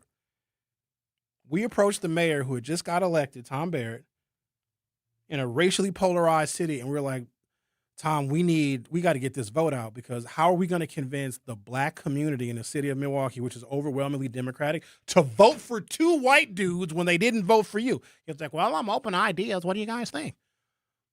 Let's open up City Hall literally every single day, a full month before the election, and we'll worry about everything else. We'll bring in all the surrogates. We'll bring in all the celebrities. We'll encourage people to vote early, and it worked. We had Al Sharpton doing doors in West Lawn. Did any of y'all live in West Lawn at the time? And you got a knock on your door, and of course it was a big photo op, and all the media was following Al Sharpton. I'm the Reverend Al Sharpton. I want you to come Souls to the Poll. We're gonna vote early at the City Hall. Come on, Al Sharpton. Sharpton. You remember that? I did that. I said, hey Al, where you want to go? I'll go anywhere. Tell me where I need to go. You want to go to the projects? Oh yeah. I love the projects. Knocking them. Oh, Al Sharpton here. Let's talk to a different Al. Hi, Al. How are you? Al, not Al Sharpton. I'm doing. You got that right, because I'm not looking like Freddie Jackson by the body, little body with a big head, with a slapback perm like it's a roller set from the 70s. Moving forward, I think the problem that I see is every time it comes to black people, they offer them like table scraps. And I understand black people need to do better, but instead of the red pill and the blue pill, become the pill. And when you become the pill now, you're going to do lifelong learning, and you're going to put together a recipe that's going to work for you and your progression. Because when you like taking the bare minimum, it's like the racist white saying, get a color. Get a color, the table scraps in there, be happy with it. But when you decide to become the pill, you tell them you take them spoiled table scraps and shove them right up that rectum that you got, considering you don't wash your hands after number 2. And then it has to be a togetherness with, number 1, within the household and where you live if you want to move forward. Like with Midtown, okay, you want to put the data center. Why not give these people, if you're going to put them in affordable housing, give them the opportunity to own part of affordable housing, like them 2x2 houses, which is pressed particle board that they're throwing up all over the neighborhood, that they have everybody posing there with the Bojangles smile. You know, give them an opportunity, or maybe put something over there where they can get their GED, maybe some type of certification or associate degree, so they can become an asset to society. So when people decide they want to stand in Shepherd Express, they can say, this is what I've done for my people. Al, we don't get any of that unless we get the development first. And right now, beggars can't be choosers. And the thing with affordable housing, and I know how you feel about affordable housing, we need to build as many additional housing units for rent as we can to first compete with Barada. And so once we build more housing units, it's going to ultimately drive down rent because there's going to be more choices where people are not going to be relegated to renting from Barada.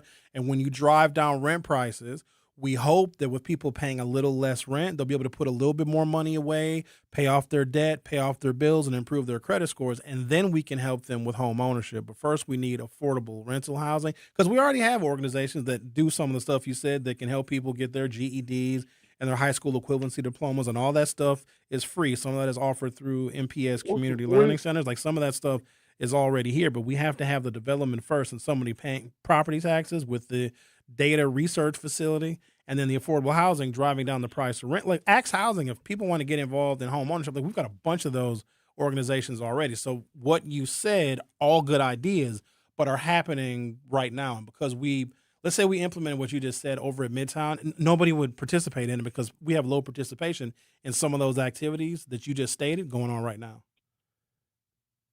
Oh, okay, then. Well, I guess that's just their loss. But I also was going to let you know, too, right before you get to 25th and Capitol on the south side, I believe the south side of the city, I think it's a 4, 8, or 12 unit that's boarded up.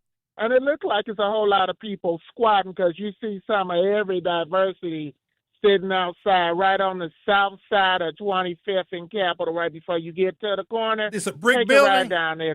It's brick. It's a brick building. I know exactly which one you're talking about. It's a hot mess. I seen whites. I seen blacks. They probably got a couple of runaways up in there too. But anyway, I'm not gonna go on. But y'all have yourself a good day. You too, Al. All right, bye. I know exactly what building he's talking about, and guess what? It's for sale. Oh, it's gotta be 25, 30 units. Probably if you fix it up, it's gonna cost a couple million to fix it up. You probably could generate $40,000 a month in rental income out of that building. I know exactly what building it is, and it's for sale. X, you got some money? You want to buy some property on 25th and Cap? Probably not. Why not? Make some money. Well, I guess if I'm making some money, I guess I was more thinking about living, but yeah. No, I don't know. Well, that area though used to be so nice. The area over near A.O. Smith, that whole geographic area, that neighborhood of 27th and Capitol. So I partially grew up over there. So when my parents were working, I stayed with family members. That's who babysat me when I was a little kid. I stayed over on 27th and Capitol with Dorothy. Dorothy was my babysitter. Dorothy was my uncle's sister. So I guess kind of like my aunt through marriage. It was nice over there. Now, this was also in the very early 80s. No crack yet. They were devising the formula and the distribution channels for the crack. And then crack came and it was like, oh, darn it. And then A.O. Smith was laying people off. And then you get some crack. It wasn't good for a while. But now, maybe things will make a turnaround.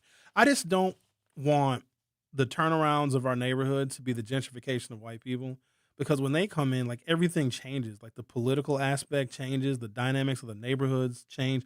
when black people, middle-class black people move in, it becomes the neighborhoods that we remember and that we were used to. Because white people don't know how to adapt to their surroundings. They change their surroundings. They tear down like cultural monuments because, I don't like the way that looks. Tear it down. We leave our stuff as it is. We respect the foundations of our neighborhoods and our communities. When they move in, everything, they change a bunch of stuff. They could totally stay in the suburbs and nobody would be mad. But Sherwin, your real estate is so much cheaper until you all move in. Joe Biden told us that in black neighborhoods, this was in 2021 or 2022, his Department of Housing and Urban Development came up with a number, and it sickens me. It's $150 billion.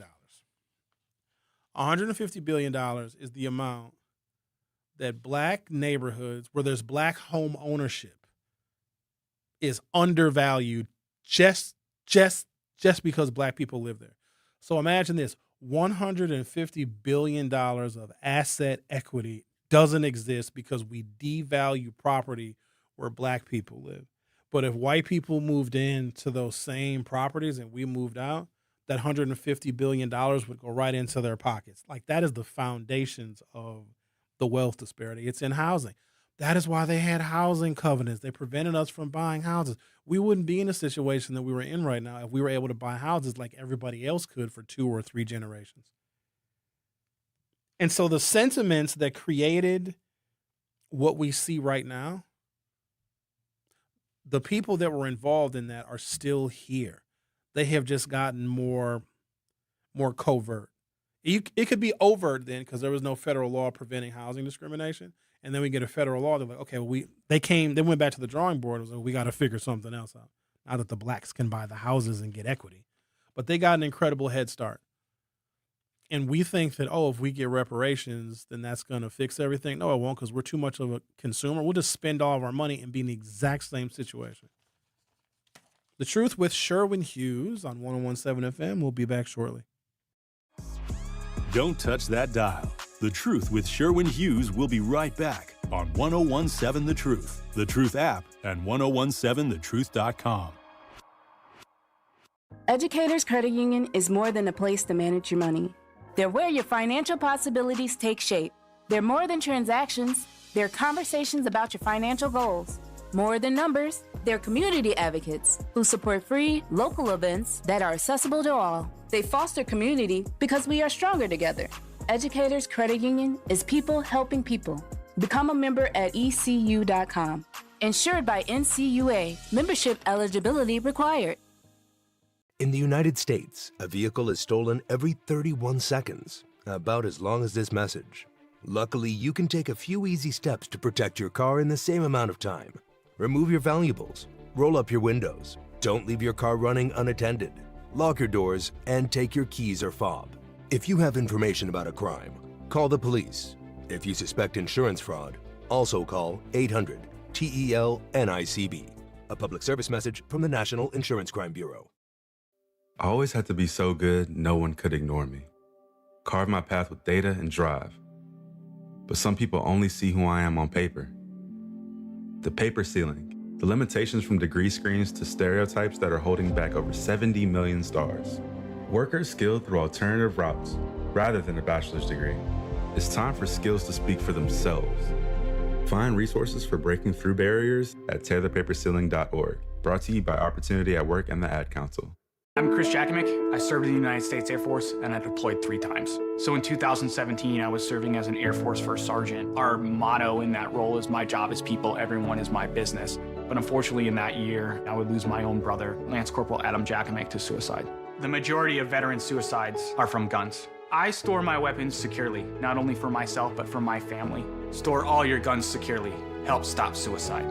My service never stops. Brought to you by End Family Fire and the Ad Council. And here's Heather with the weather. Well, it's beautiful out there, sunny and 75, almost a little chilly in the shade. Now, let's get a read on the inside of your car. It is hot. You've only been parked a short time and it's already 99 degrees in there.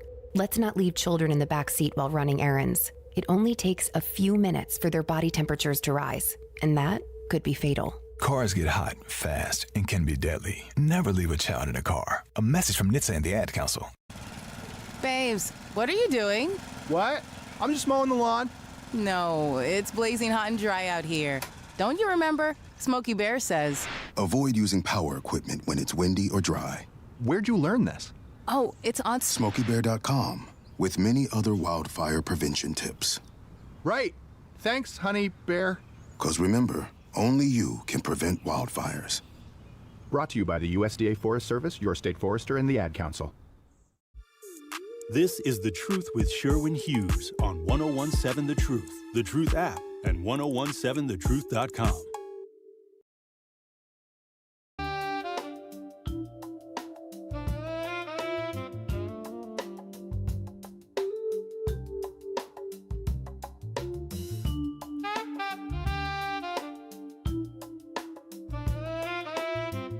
Let's start with some definitions because I think we need a couple. A data processing center or data center is a physical facility that houses a large amount of computer and network equipment. And it's huge. I'm looking at this thing. It's like 4 football fields. Midtown ain't got no 4 football fields. What they're building at Midtown is using 10 megawatts of energy. Data centers use about 100 megawatts of energy, so it's considerably smaller. It's not even the same thing. So there's a smaller geographic footprint. It's only 19,000 square feet. To give you an example, the studio where I'm broadcasting from is 25,000 square feet. So what they are building at Midtown, the research facility, is smaller than my studio. It's not very big. I mean, it's big, but it's not data center big. But these are very basic facts that if people just did a little bit of reading, they'd be like, oh, it's totally not the same thing. I also don't like that there are people that don't live in our community that are coming into our community and telling us what to protest. How offensive is that? Hey, blacks, come here and protest this with us. Hi, where are you from? That doesn't matter. Your hair is pink and your hair is blue and your hair is purple. Shh. Just say the right pronoun and protest with us, blacks. Don't be distracted by our hair. Black women will wear colorful bonnets. What they do is they just dye their hair bonnet color. A data processing center or data center is a physical facility that houses a large amount of computer network or equipment. Data centers contain servers, data storage drives, and other equipment necessary to store, process, and disseminate data for organizations. Because equipment distributed across several locations can be hard to maintain, companies use data centers to house IT equipment in a central locale. Companies such as Amazon, Microsoft, Google, and Meta operate large-scale data centers for their cloud services and global platforms. Mount Pleasant, a village in Racine County, Racine, houses one of Microsoft's data centers. Well, if you're going to put it somewhere, put it in Racine, you know what I'm saying? There are 21 data centers in the Milwaukee area, according to datacentermap.com. There are 43 across the state of Wisconsin. This includes a new data center that could be coming to the village of Caledonia, located south of Milwaukee. The company behind the plan, known as Project Nova, is currently unknown, and the project is facing local opposition from some residents. So what I'm describing here is very different than what is coming into Midtown. I think a lot of folks would have known that and would have heard that yesterday if you didn't let the clown show shout down our elected officials and our city leaders that was trying to provide this information, but they were interrupted. The project would require approximately 244 acres, currently used for agriculture. We don't even have that kind of space. The whole Fiserv Forum area with the Landmark Credit Union music facility, the Bucks basketball arena, the Deer District, and the Deer District Plaza is like 10 acres. These facilities, this one I'm talking about, is 24 Deer Districts. So just know that if something is not 24 Deer Districts in size, it isn't one of the scary boogeyman data centers. A petition to stop the rezoning and data centers started by a few community members has received over 740 signatures online. But that's a them problem. They're not building one of those by us. This is a computer research facility, a little different. Let's talk to Sherman. You're on 1017 The Truth. How are you? Hey, how you doing, mate? Sherwin. I'm good. What's on your mind? I was calling because you had made a comment about housing and stuff like that, especially that building on 25th and Capitol. Yes. It is a mess. I think the mayor was on the TV talking about he put 100 more houses on the city for city-owned houses. So have you ever took the time to look at those houses they trying to sell? No, are they bad? Here's the situation. I've done this for the past 2 years, from 2 years ago, looking at those houses, because that's what I'm into, buying houses. But this is the question for you: who in their right mind will buy a house from the city for, we just say, $30,000, and they say the scope of work is $200,000, and then you have to show $250,000? So who in their right mind will buy a house for $30,000, put $200,000 into it, and then in the end it's only going to be worth $100,000? Yeah, but Sherman, you know those scope of works are way inflated. You can revise those. But wait, do you have to show? So here's my question for you. So let's say they put together one of those. You got to show that you have more than the fake scope of work. Okay. But sometimes they just need a new roof. They need like a new porch, right, and some electrical work, which might be 10 or 15 grand. Yeah.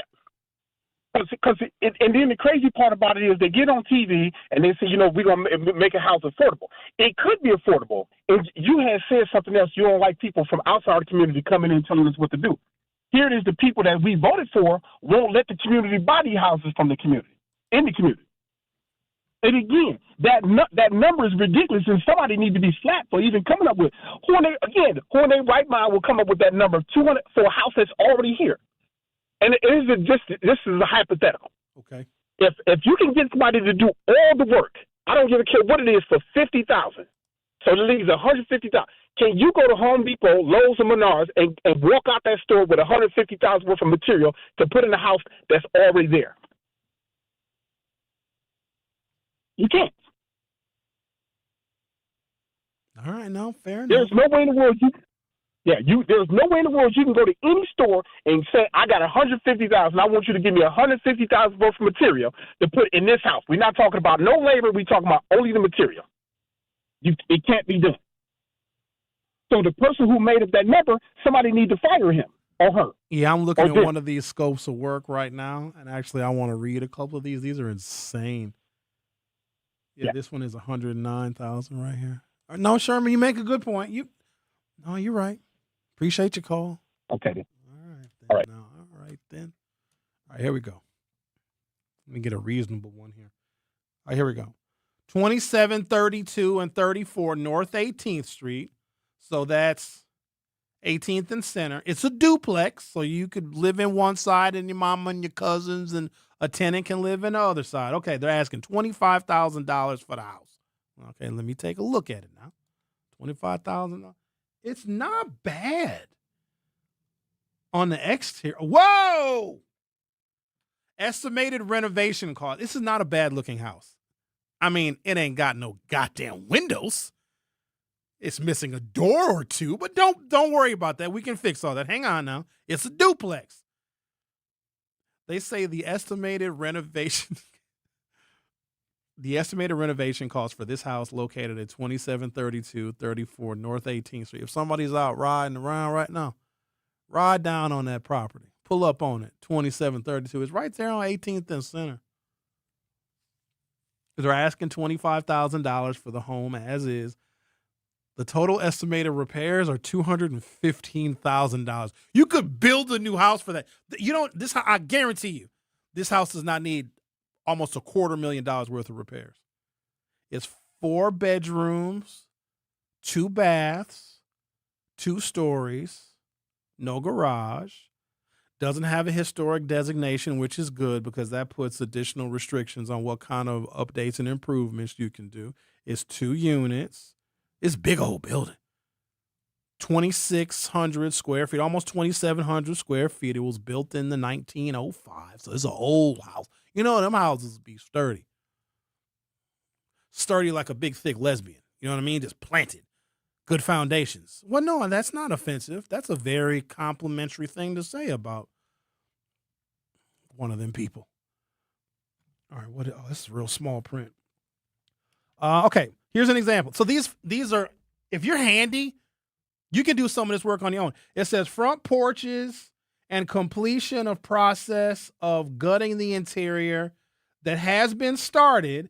And it says that's going to cost $45,000. No, it won't. And then it says both units, the HVAC, are removed. It don't cost $20,000 for 2 HVAC units, so that's overinflated. The bath units need repair. Bathrooms are expensive. It says $18,000 for the bathrooms. It says it needs $25,000 worth of electrical work. No, $25,000 worth of drywall. Man, I know some Mexicans that had that whole drywall by the time we go to bed tonight. Hello, Mr. Sherwin. Where is the house? 18th and Center. Okay, it's a duplex. Yeah, it's a duplex. What you need? I need both units, all the drywall replaced. You need all the drywall in both units. It's 18th and Center? Yes, sir. Okay, I'll be right back. 10 seconds later. Okay, we're done. Thank you, Paco. How much we owe you? You'll give me $3,500? You give me cash? 35. Ooh. I only got $2,900, Paco. Okay, I take 29. Goodbye. You let me know you got more property. All right.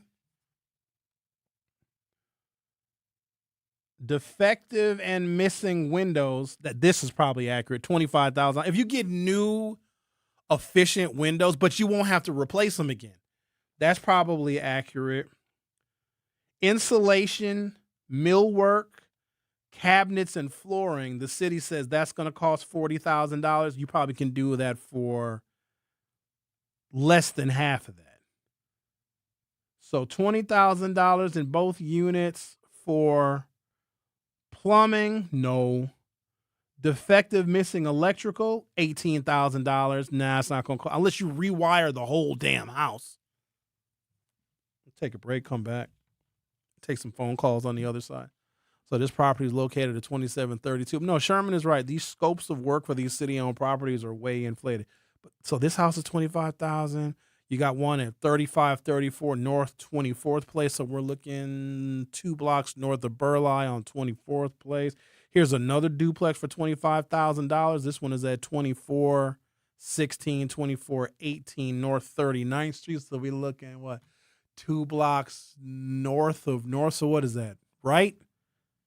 24th and right, $25,000. Oh, this one right here, 3223 North 40th Street. So about 40th and Burleigh. They want $110,000 for this one. You're on dope.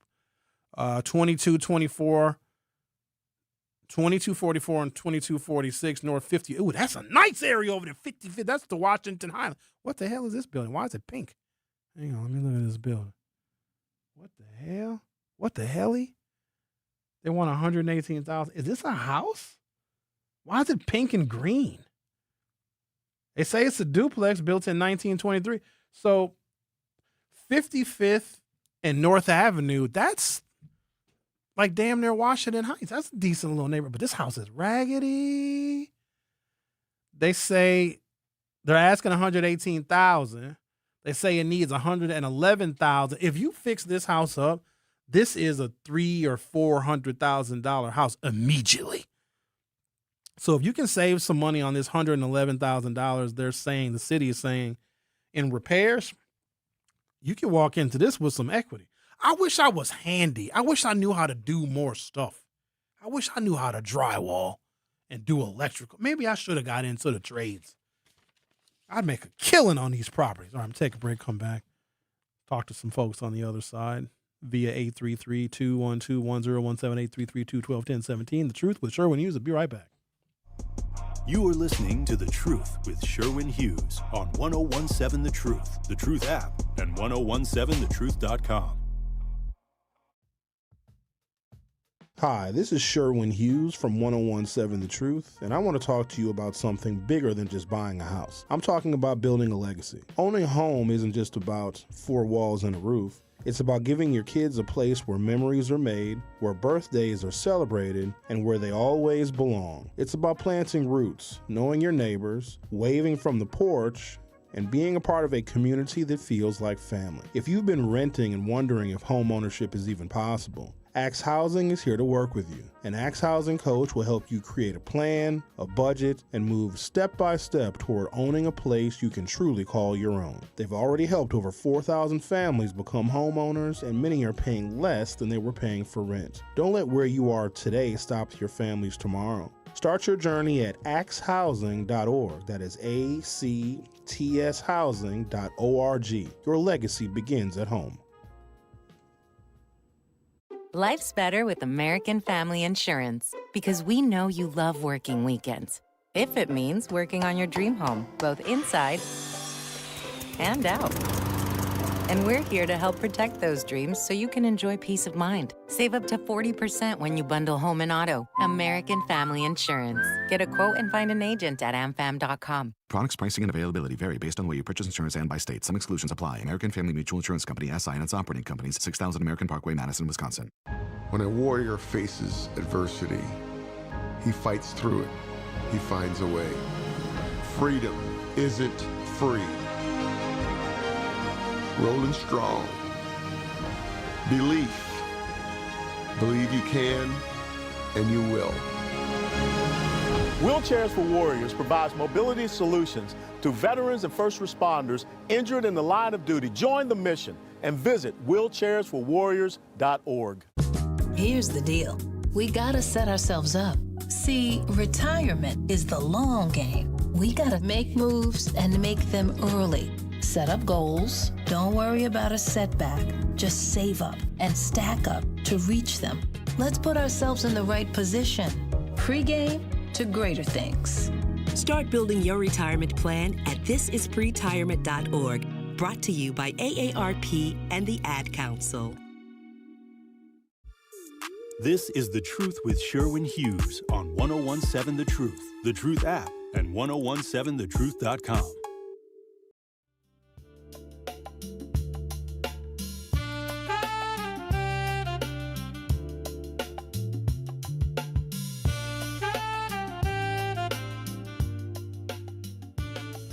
Hi, Kathy. Hey, how you doing? I'm good. How are you? Good. You know, that gentleman, I'm glad somebody spoke about that, because if you look up that location, what you're talking about, and then put the zip codes in on the south side and look up the scope of work, the scope of work is less. What they want you to do, they might have told us, tear the house down, sell you the land for $1,000, and see what the price it costs to build a Habitat house, because it's under $100,000. Who's going to put all that work in there? They want you to get all the permits, and they want you to really redo the whole home. They want all electrical redone. They want all the plumbing redone. You might as well just tear the land down and buy the land for $1,000. That's what I'm saying. And rebuild you another house over there or a duplex over there. But I would never buy nothing like that. Yeah, but if the foundation is sturdy, because foundations are like $70,000. If it's a brick building, because the new stuff they're putting up is all out of wood.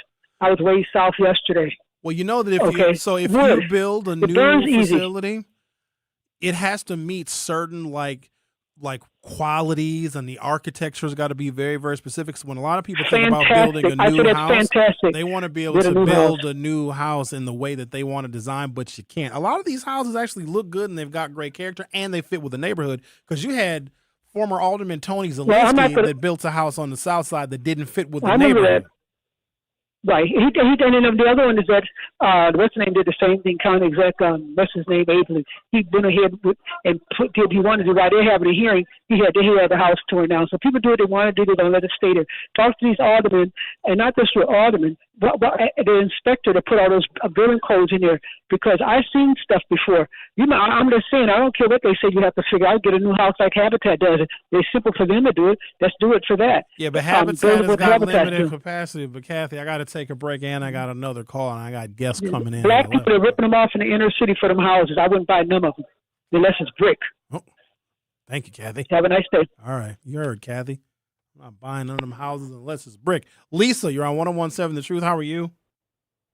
I'm good. How are you, Sherwin? I'm good. The young man and that I remember calling you about this issue, the same issue. This young man, that they're right. I used to sell real estate.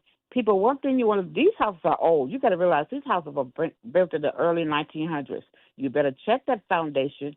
A lot of these houses, work has never been done. So that means when you buy these houses, you better gut them. It's still more cheaper than what they're talking about. But when you buy these houses, you got them. Some are better shaped than others. Some absolutely. Some are salvageable. But as long as the foundation is solid and sturdy and it doesn't flood, you can bring some of these houses back to life. You want the foundation to be good, but when you get into when you're in a house and you see that there's, electrical, or you want to take this wall down, then once they get back there, they're like, oh, this wood is dry, rotten. And just like my brother, like I had to do my whole house. I gutted it out and did the whole house. Everything is new because, first of all, I have so much electronics. Where you live at, so Lisa? I needed to meet Where you live at? I live right here off of 23rd and Capitol. You live right around the corner from that big old monster on 25th. What big old monster on 25th? We were just talking about it's like a 5-6 story apartment building right on 25th and Capitol. It's all boarded up and vacant. There's all sorts of vagrants. Yes. We're on 25th and Capitol. Lisa, how do you not know that gigantic? It's got green boards on it. It's huge. They're doing something on 25th. I think that old fire station that's been there for years. Because I was looking at that building. My eye was on it. So it's not the fire station. I think it's about a block west of the fire station, right there on 25th. It faces Capitol. Okay. Because Sherwin, I don't get out much. I don't go out much. But I'm going to look at it tomorrow. You don't get out 2 blocks, do you? Okay, go take a look at it. I'm trying, but I'm going to look at it and I'm going to see what the problem is because that building has been a problem for a long time.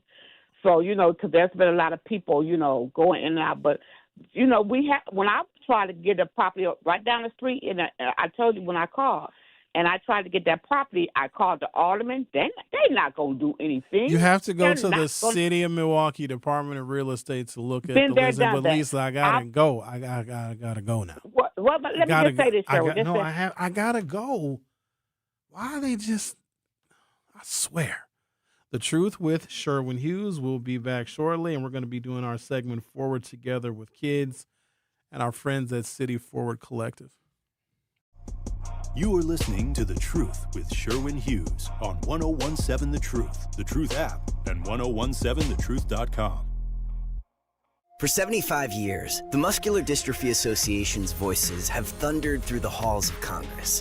For 75 years, we've willed the impossible into existence. For 75 years, the MDA community has pushed the science, shifted the narrative, and established the field of neuromuscular medicine. And until that day, when this is all a thing of the past, you couldn't stop us if you tried.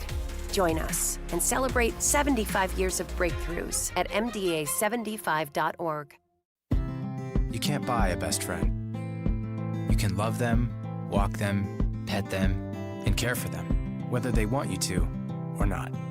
You can take a picture or 50. You can fly to the moon, travel the world, or just stay in bed.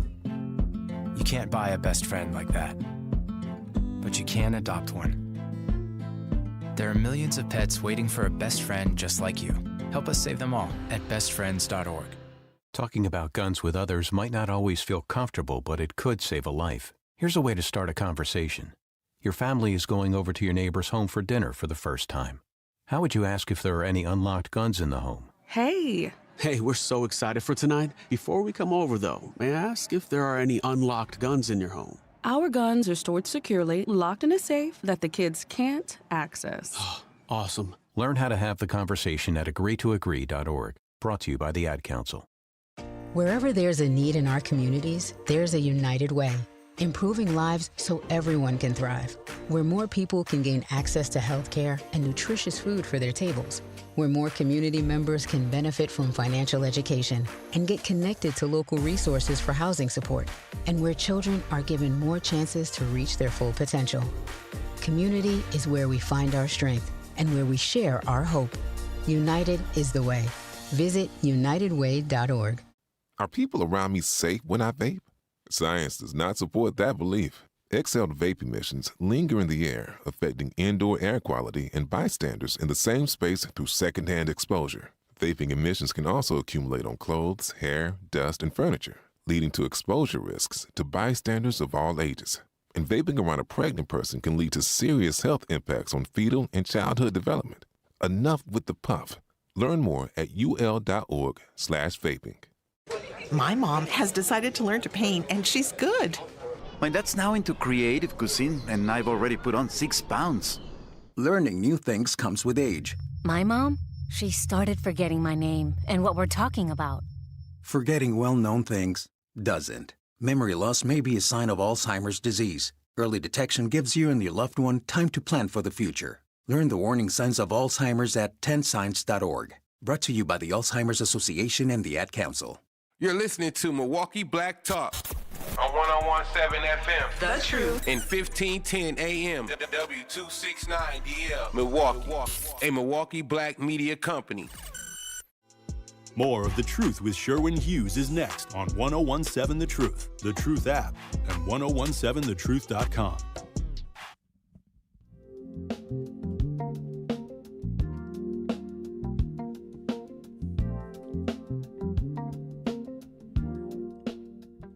Welcome to Hour 3 of The Truth with Sherwin Hughes. And right now we've got a couple of special guests in the studio as we are doing our Forward Together for Kids with City Forward Collective segment.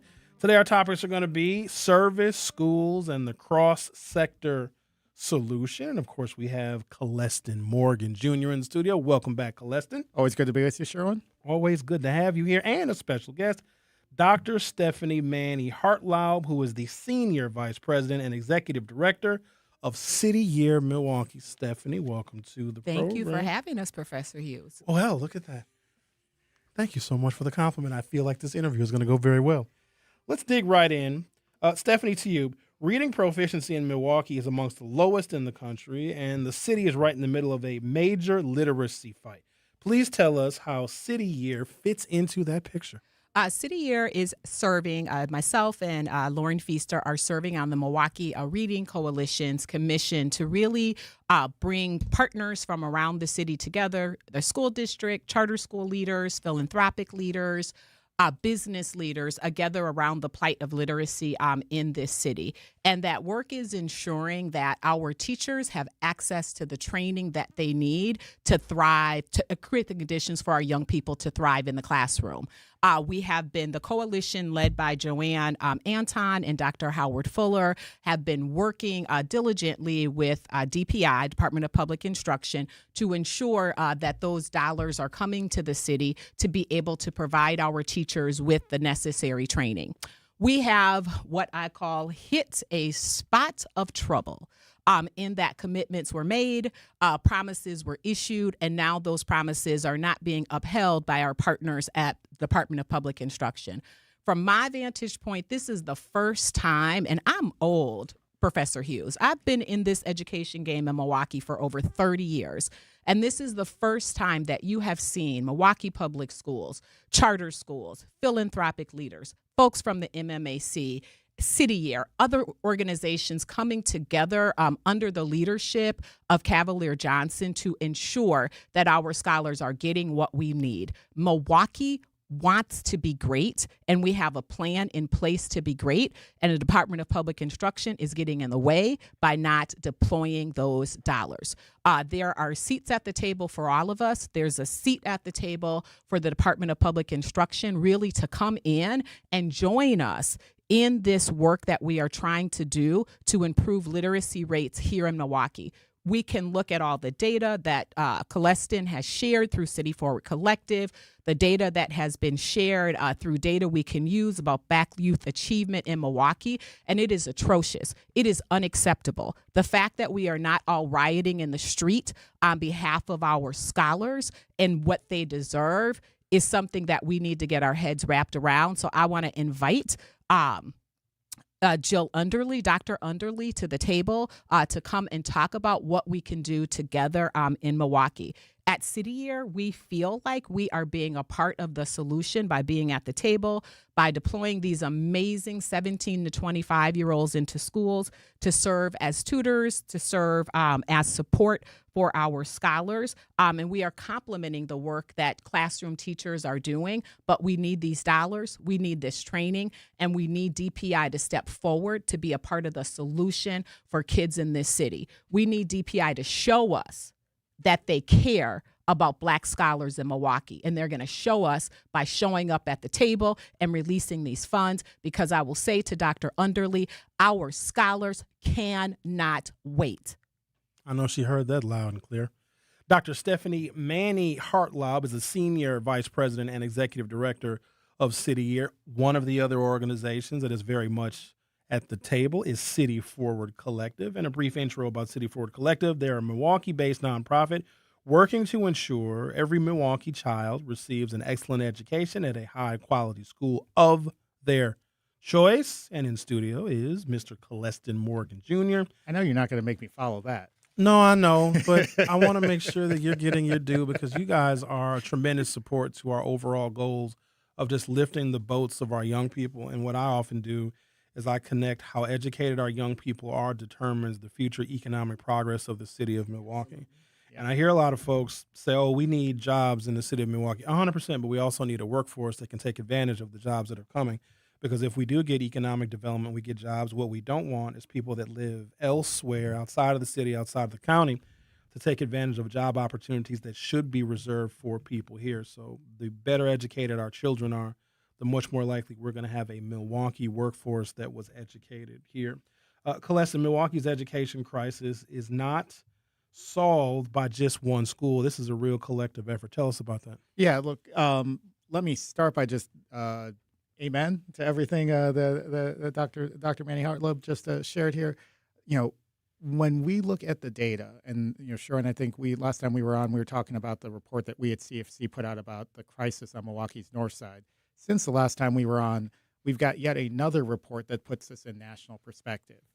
Experts at Harvard and Stanford and Dartmouth do what's called an education recovery scorecard. Milwaukee was in the first percentile for performance on reading nationally, meaning 99% of districts in the country are doing better than we are. For Black students, I actually didn't know it was possible to be in the 0th percentile, but that's where they put us. They looked at more than 10,000 districts around the country, and we were in the bottom 20.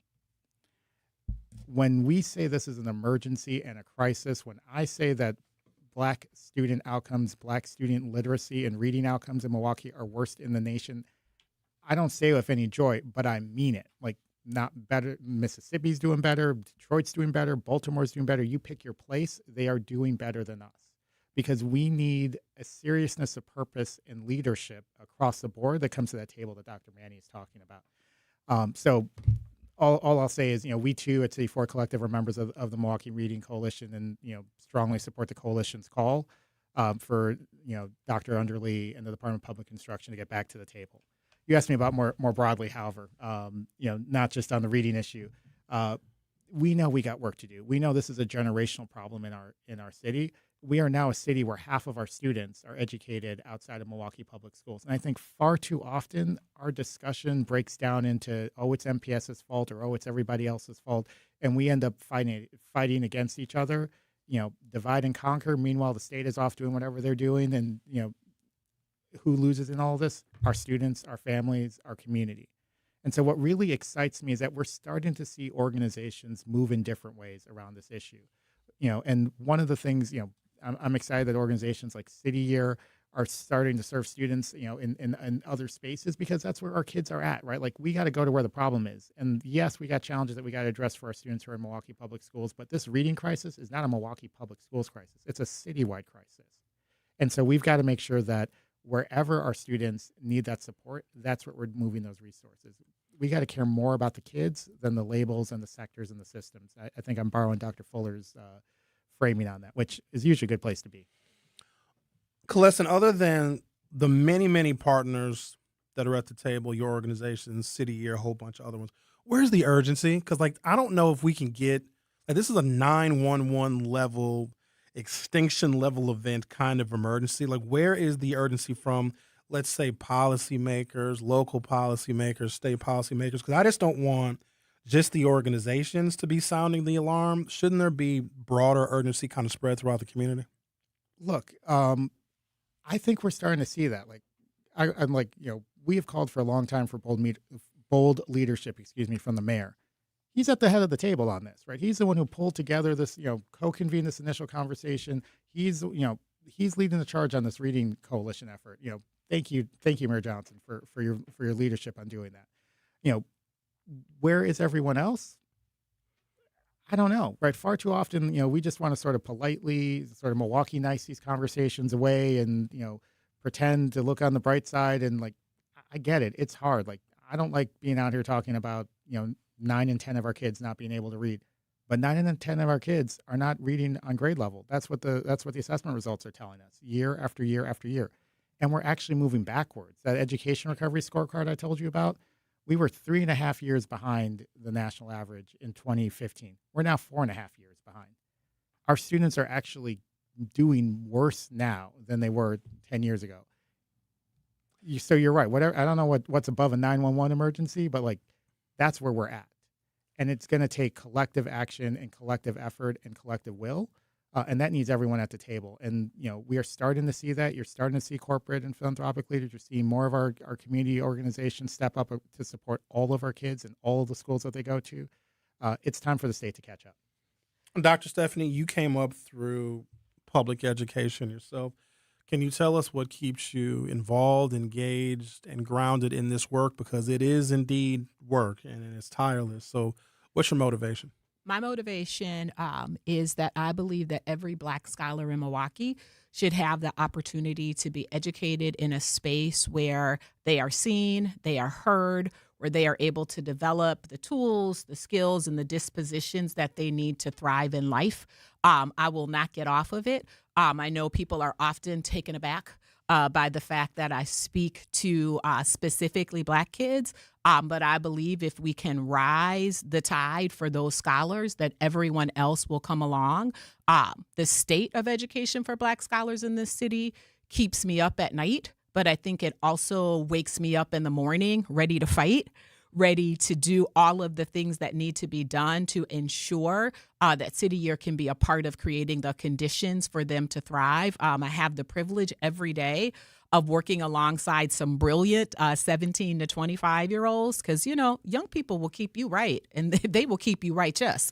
And so I have the privilege of working alongside of them every day. They are showing up, giving a year of their life, working 50 hours a week to ensure that scholars in school have a near-peer mentor, that scholars in school have someone that they can trust, that they know that is there to support them so that they can be on the pathway to greatness. And those young people are doing that every day.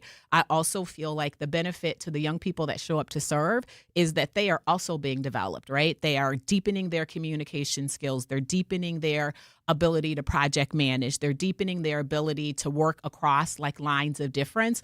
And City Year is a big part of building the workforce for this city. Mayor Johnson has the vision that he wants there to be 1 million people in Milwaukee. Well, City Year is a part of that mission by developing young people that are going to themselves have the skills and dispositions to be that workforce that this city needs. We're going to take a break, and when we come back, I want to talk about some pretty significant moves, some expansions that City Year has involved itself in with a couple of schools, Seaford Elementary and Bradley Tech High School, and also what that signals for the future. You're listening to The Truth with Sherwin Hughes as we are doing our segment with City Forward Collective, Forward Together for Kids. Don't go anywhere. We'll all be right back. Don't touch that dial. So you know The Truth with Sherwin Hughes will be right back on 1017 The Truth, The Truth app, and 1017thetruth.com. Make your home and family safer by properly getting rid of nasty chemicals and fire hazards. MMSD's Home Hazmat program offers 3 drop-off centers that are open all year long. It's fast and easy. You don't even have to get out of your car. And it's free to visit a drop-off. Lithium-ion batteries, old gas, propane tanks, they take all of that and more. For a list of things you can and cannot bring, locations and hours, go to MMSD.com. Milwaukee County residents only. No businesses. Our children deserve a real chance to make it in life, and a good education is a passport to opportunity.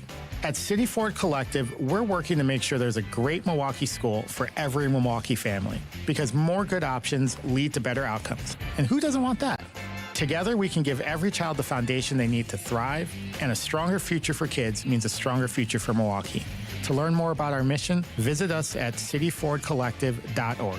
That's cityfordcollective.org. Don't act like that. Don't wear that. Don't think that. I've heard everything you tell yourself every time you felt different. And I want you to know that you can be vulnerable and powerful. That taking care of your mind is taking care of everyone you love and who loves you. Love your mind. Find mental health resources at loveyourmindtoday.org. Brought to you by the Huntsman Mental Health Institute and the Ad Council. The possibility of lung cancer can be pretty scary, especially if you're one of approximately 8 million current or former smokers at high risk. That's why SaveByTheScan.org wants you to know that now there's a breakthrough low-dose CT scan that can detect lung cancer early, and it only takes 60 seconds. You stop smoking, now start screening. For an easy quiz to see if you're eligible, visit SaveByTheScan.org. It could save your life. SaveByTheScan.org is brought to you by the American Lung Association's Lung Force Initiative and the Ad Council. Reading aloud to children sharpens their listening skills, expands their vocabularies, and nurtures a lifelong love of reading. That's why Reading is Fundamental, the nation's leading children's literacy nonprofit, offers free monthly read-alouds by popular authors through its Rally to Read program. Visit rallytoread.org to watch the read-alouds and discover exciting reading activities for school and home. Visit rallytoread.org today. We asked parents who adopted teens to share their journey. When I met both of them, it was like my missing pieces were found. Like it was just like an instant, these are my kids. If you're considering adopting a teen, just do it. Kids need families. I don't care the age, everybody deserves a family. Learn about adopting a teen from foster care. Visit adoptuskids.org to learn more. A message brought to you by Adopt US Kids, the U.S. Department of Health and Human Services, and the Ad Council. This is The Truth with Sherwin Hughes on 1017 The Truth app, and 1017thetruth.com.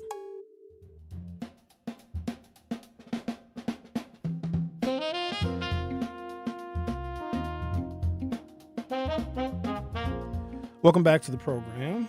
As we do once a month, we're having our conversation with the good folks at City Forward Collective. Forward Together for Kids with City Forward Collective. Dr. Stephanie, we were talking about the expansions of City Year before we went on break. Can you tell us about some of the schools that you are currently expanding into? Typically supported scholars in 3rd through 9th grade. And one of the things we are realizing with the research, with all of the data that Mr. Morgan so eloquently spoke to, is that we've got to start earlier on being able to support our scholars so that we spend less time getting them back on track, that they are starting kind of 3rd grade on track. So we have this year launched into Humboldt Park and Kluge, and in those spaces, our core members are working with our youngest scholars around the science of reading. So they are in those classroom spaces, supporting teachers, supporting the word recognition and those foundational skills that our scholars need to not only like be on track, but stay on track as they go into those upper grades. And we are very excited to be in both of those spaces. I think especially at Kluge, because it is one of those North Side schools that is in need of support, right? They are doing all the right things, but having those extra hands and hearts in the classrooms is helping to really put our scholars on track. We are also thrilled this year that we have expanded into our first 2 charter schools, Howard Fuller Collegiate Academy. Let me correct myself, Dr. Howard Fuller Collegiate Academy, because I need to put some respect on Doc's name. Also, Milwaukee College Prep.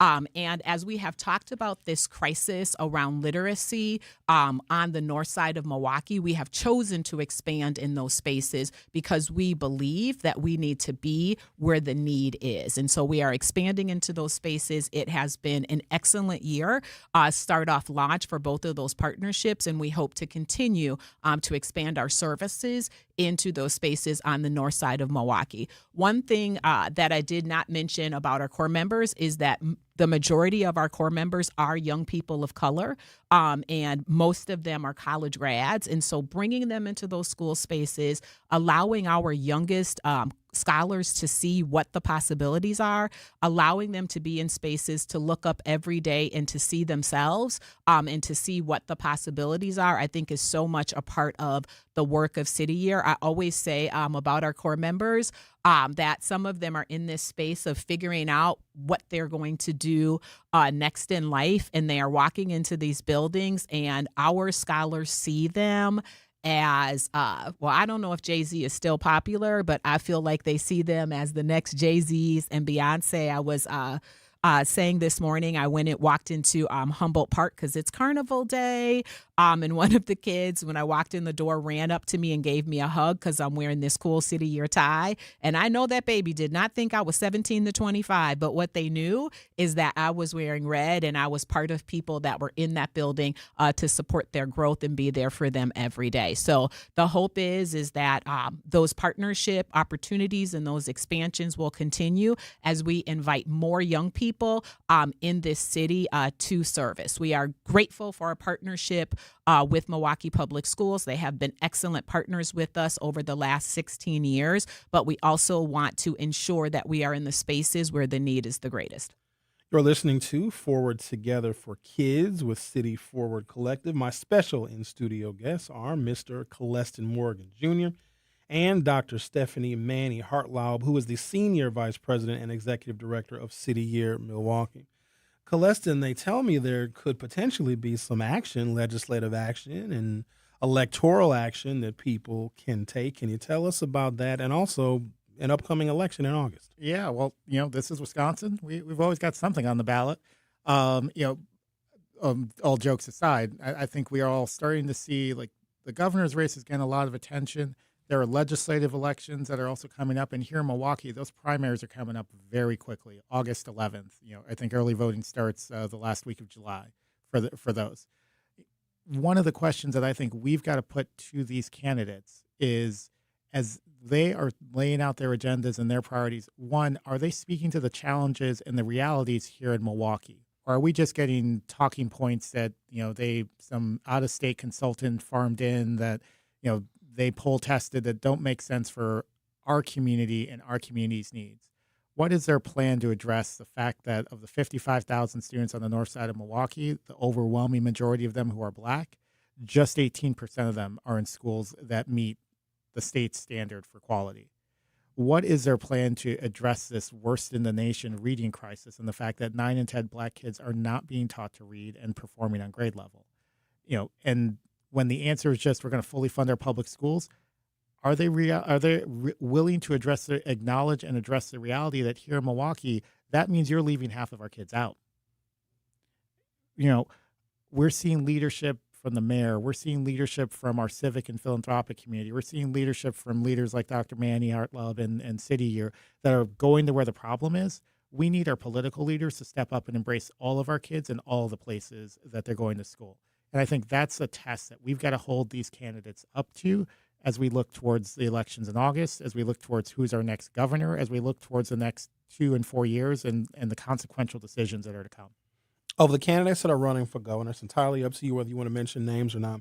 Are there any candidates that are currently running that understand the urgency of the problem? I also know this. They span the gamut as far as their perspectives on education. There are some that want to remove some options from the current offerings for students and for parents, particularly in Milwaukee. And then there are some that might want to work with, support, and supplement the options that we have. So of the candidates that are running, we've got plenty to choose from. Are there some that actually get the urgency of the problem? Look, I think it's a good question. I won't duck the names entirely, but here's what I will say. These candidates actually this weekend are going to be out at the Wisconsin Democrat State Convention. There are platforms out there that would end the private school choice program, that would reduce the number of options available to them, public charter school options available to families in Milwaukee. Like I just said, that's 1 in 2 families almost in this city at this point in time. I think I saw, Mandela Barnes had his platform out yesterday and included, responsibly sunsetting the voucher program. You got to explain to me what is responsible about trying to pull back a program that's serving 1 in 4 Milwaukee students, including himself. You said it.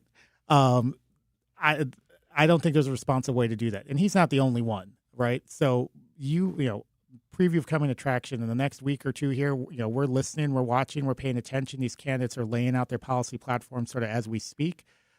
You can look to us, cfcactionfund.org. We'll be posting in the next week or two an assessment of each of these candidates against this, our mission of ensuring that all of our kids in all of our schools get the resources they deserve.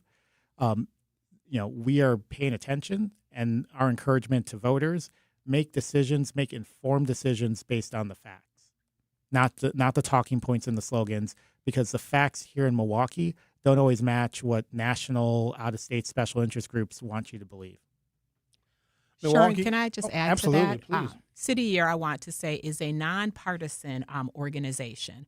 But part of our work is building the next civic leaders for communities in the 29 cities that we serve in around this country.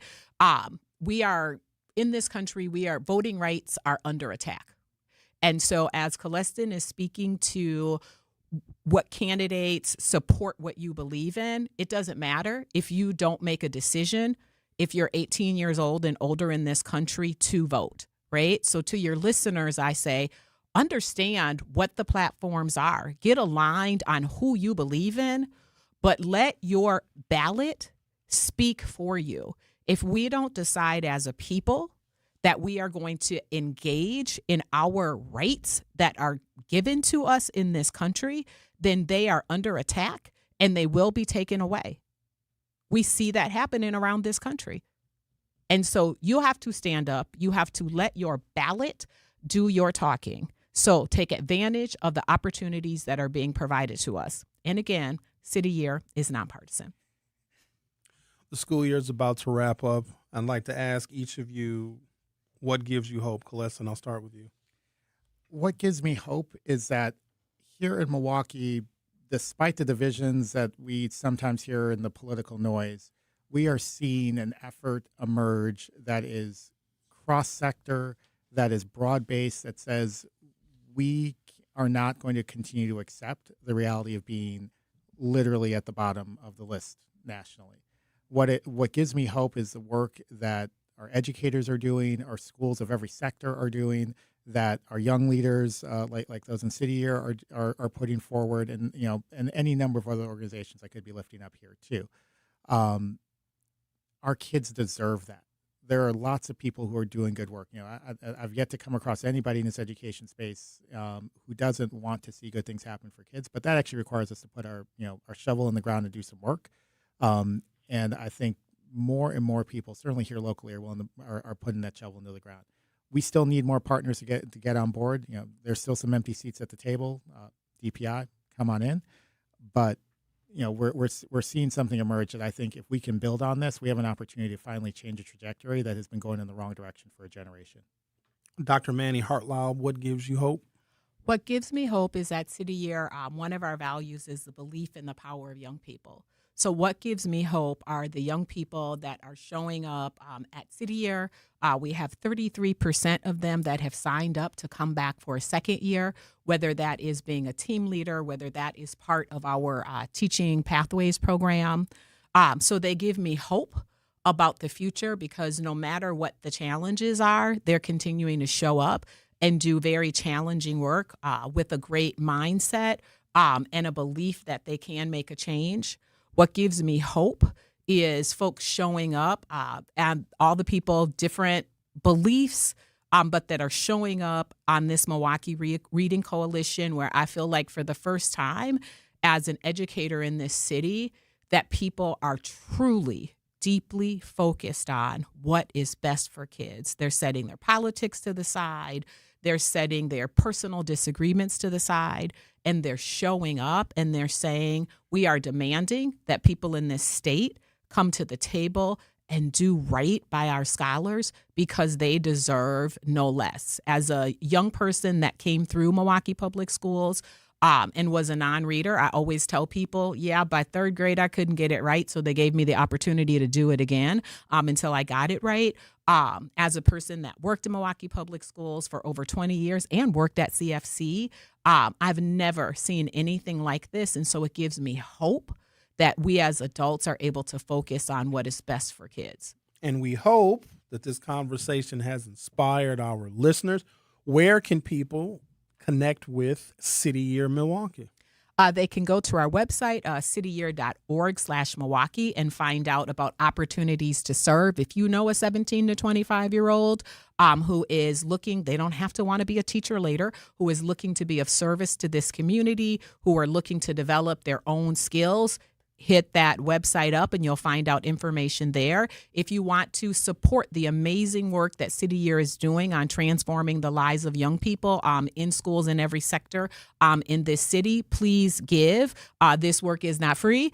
It is often not cheap. And so we need that support. On June 17th at Golda Meir middle school building at 5:30, we will be hosting a graduation ceremony for our young people that have committed to this year of service, and it's a great opportunity for the community to come and celebrate them, for the community to learn about what's happening at City Year. And a hint to everybody, it might be an executive director's birthday on that day, so there might be cake at graduation as well. It's my own personal birthday party. Hey, Celestin, it's hard to follow up the cake. I was going to say, I don't have any cake to promise, but as always, you can find us at www.cityforwardcollective.org.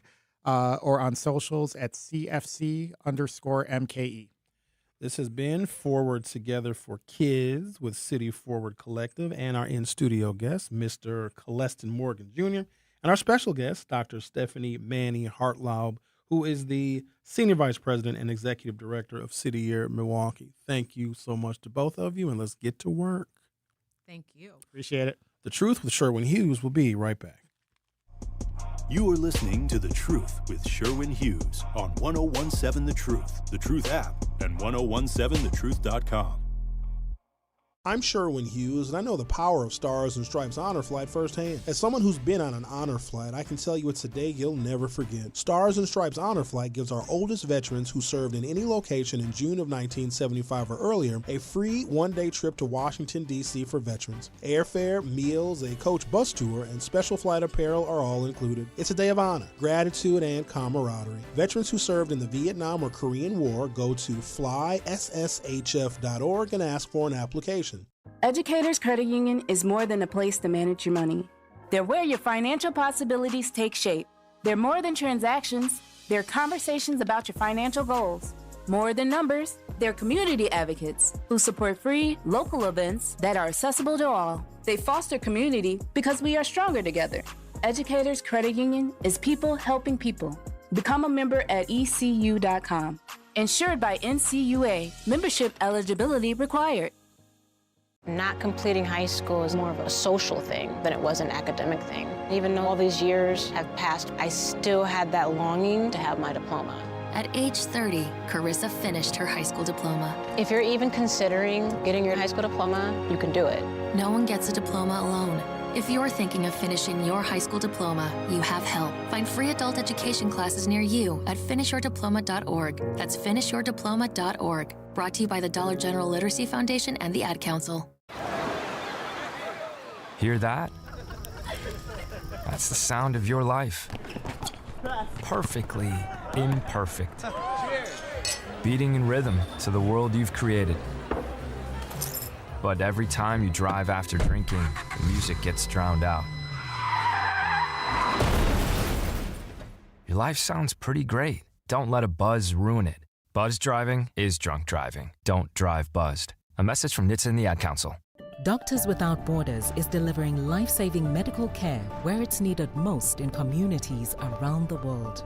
From bandaging war-wounded patients in Sudan to providing clean drinking water in Haiti, we're in more than 70 countries worldwide, bringing patients from sick to recovering, from emergency to aid, from crisis to care. This life-saving care is made possible by a global movement of supporters like you. Thank you. More of The Truth with Sherwin Hughes is next on 1017 The Truth app, and 1017thetruth.com.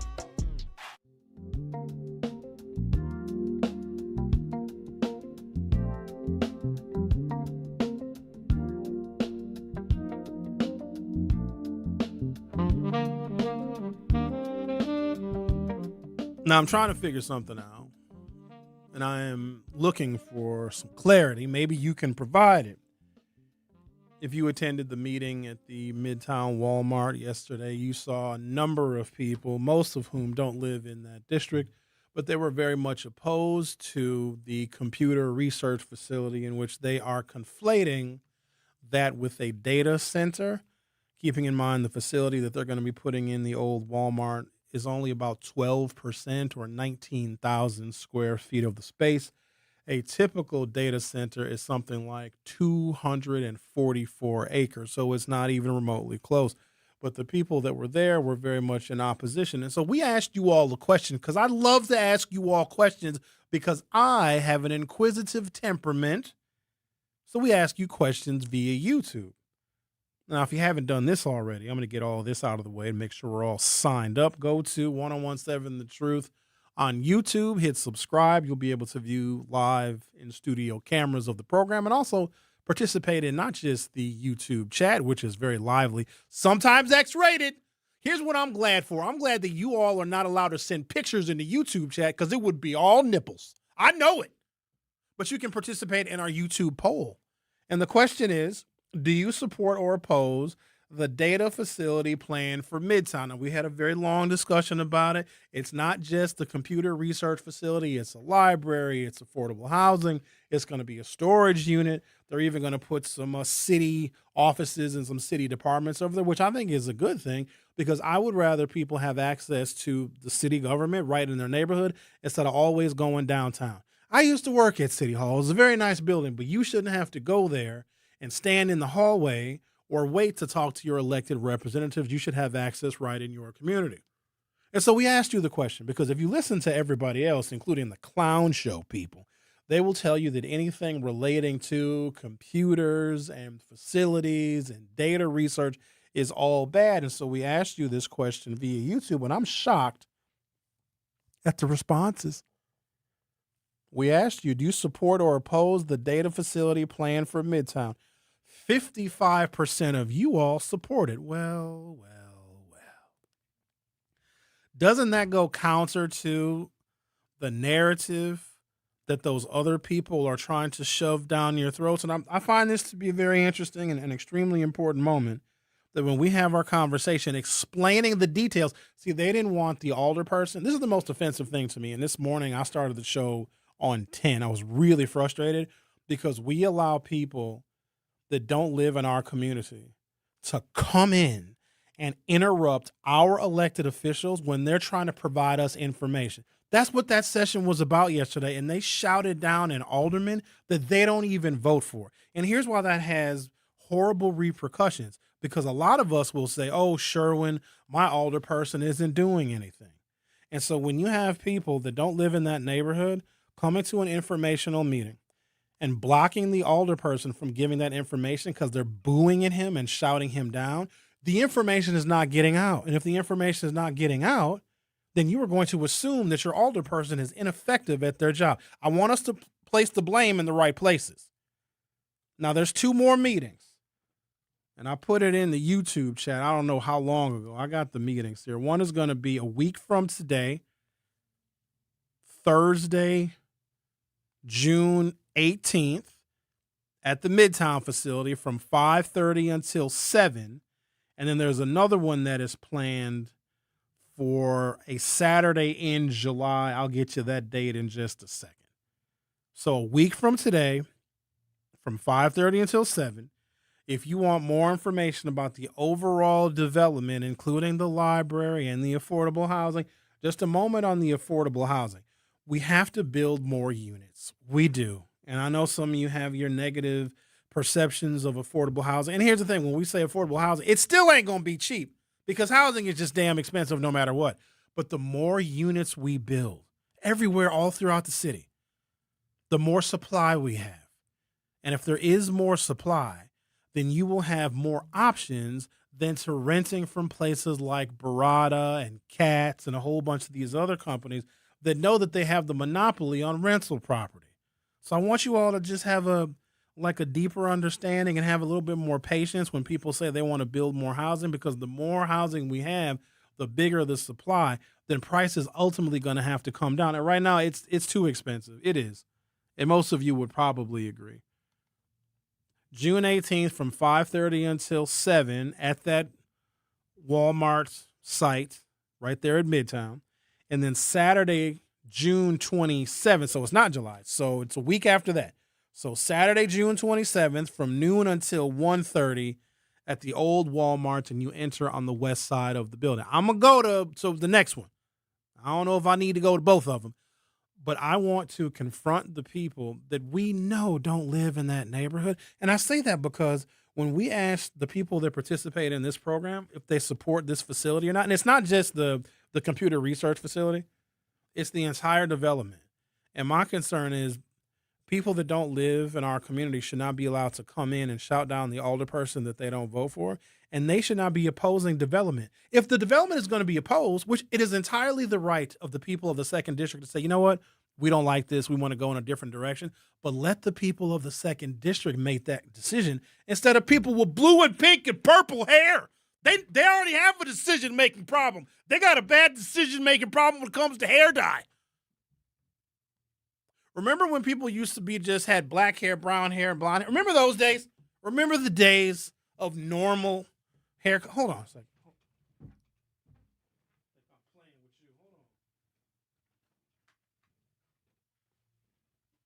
Remember those days? Now you got people whose hair looks like this thing I'm wearing on my head right now. X, you didn't tell me that the lights in the studio were making my bald head very shiny. You know, I shaved my head last time. My head is extra smooth. Well, I can put some powder on your head before we do the show. So I'm going to need you got to bring that down a little bit. Somebody made an accusation. You know what I mean? They say, oh, Sherwin. I'm talking about the makeup powder, you know, like the stuff that the anchors use. No, I can put on my own powder. All right. Because I don't need you dusting my head. Because what if somebody walked in? You know what I mean? How would you explain you putting... I'm very comfortable in my sexuality as a straight male. Hold on, man. Ain't nobody say nothing about sexuality. Nobody that's... On the line, we have Alderman of the 2nd District, Mark Chambers. Mr. Alderman, how are you? I'm doing good, sir. How are you? I'm doing good. I've been trying to provide information that, unfortunately, you may not have been able to provide last night. I just wanted to kind of clear the air because I think there's a lot of misconceptions about what the development is going to entail, and I really took issue with it seemed like a number of people that we both know don't live in the 2nd District that were being very disruptive and not allowing you to get the information out. So I took my program today to try and provide some of that info. No, and I really appreciate that, Sherwin. And, I want to start off by just saying, everyone has a right to come and voice their opinion, whether they're opposed or for certain, projects. So, that's not the issue that, was at hand. The reason why we made the decision to host the event at the particular Walmart, one, it's been vacant for 10 years, and I wanted people to actually see just like how it is and actually see the space as opposed to just seeing just like the whiteboard and in front of an auditorium and everything of that nature. But also the second, just to see what it is right now and what it can become, not just the actual building, but the entire complex itself. While it is unfortunate some of the things that happened, as far as the narrative that was created, I'm not sitting here saying that people are not entitled to their opinion. I am not sitting here saying that people are dumb. I'm not sitting here saying that we're trying to mislead anybody. I'm not doing that. As one of the most active council members in the entire, Milwaukee Common Council, I have a reputation that I am, as transparent as it can be. And I think yesterday showed it. So essentially, what this project is, it's a mixed use development. Initially, when Mr. Overhue, who was at the event yesterday as well, bought the building in 2023 and tried to present it as full self-storage and just the parking lot having green spaces, I rejected the proposal because I do believe that, self-storage kills development and kills communities. But that doesn't mean that we can't go to the drawing board and get creative with, different uses for the space. And while I haven't made an opinion yet, as far as whether I'm going to support it or not, I wanted everyone to have the opportunity to do it, to just come and look at it. But I do believe that we're trending in the right direction with the proposal. Do I wish that the last minute change, adding the computer research facility was included in there? No, but the reality is it is included in there. And the reason why things wasn't moving as quick as people want to say, well, because contracts was not signed. And also, I'm not the one to put the cart in front of the horse. I'm not going to say, hey, we got this tremendous opportunity in front of us. And then if it just get pulled from under, the carpet getting pulled from under my feet, then I'm falling flat on my face and the community loses. We, like you said, we have 2 more opportunities. It will be structured better. I can tell you that to those members of the community that had accessibility issues as far as needing chairs and stuff, I want to sincerely apologize for the inadequate chairs that were not present there. I will promise that those will be there for the residents that actually want to come and see it and also have mobility issues. That is on me, and I accept full responsibility for that, and we will get better, and we will have more continued dialogue with these next 2 open houses, town halls, whatever you want to call them. Alderman Mark Chambers, I'm still extending the invitation to yourself, the Commissioner of the Department of City Development, and any other partners to come on my program and to have a much more in-depth conversation about the development and to get like real-time information and opinions from people that live in the 2nd District, because that's whose voices I want to have heard, not necessarily outside folks who are opposed to anything and everything. So we appreciate you calling in, and I'm looking forward to you being in studio very soon. Absolutely, sir, Sherwin, and I really appreciate it. As you earlier in the week, you interviewed my my son, who we are proudly sending off to Howard this week. And, so while I do that, I'll be back and most definitely come in the studio to have the conversations. And you are correct. While we do represent the entire city of Milwaukee, and I do have a direct obligation and a responsibility to my residents in the 2nd District, and that they bestowed upon me. And I do not take that lightly. I do not take that responsibility lightly. And I know that, given the opportunity, we can make the 2nd District that much better. So I really appreciate the opportunity. Amen. Thank you, Alderman Chambers. We'll talk to you soon. Appreciate it. All right. That was Mark Chambers II. Earlier in the week, we talked to Mark Chambers III, who was going to start his academic career at Howard University. Man, I couldn't be more proud. Take a break, come back, read some commentary, maybe check a text message or 2, get your feedback, get your opinions as we wrap up another episode and edition of The Truth with Sherwin Hughes, which will be right back. Don't touch that dial. The Truth with Sherwin Hughes will be right back on 1017 The Truth, The Truth app, and 1017thetruth.com. Join the Milton House Museum for an extraordinary celebration of history, heritage, and freedom on September 26th at 7 p.m. at Janesville Performing Arts Center. This special evening features Grammy Award-winning Fisk Jubilee singers from Nashville, a legendary ensemble having preserved the powerful legacy of African-American spirituals, carrying songs of faith, resilience, and hope to audiences around the world. Opening the evening is the dynamic Kothi Dance Company. Don't miss this unforgettable evening supporting the Milton House Museum. Tickets available at miltonhouse.org.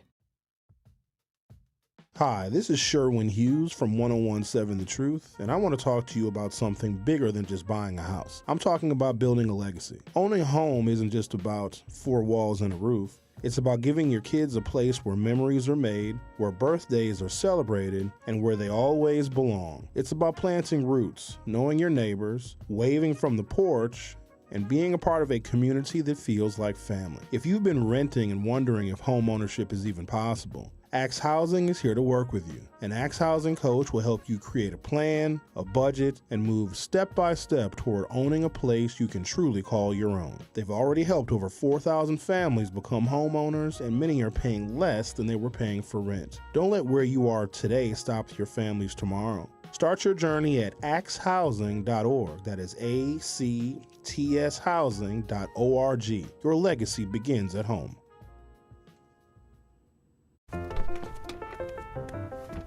Mommy, can I sit in the front seat just this one time? Please, please, please.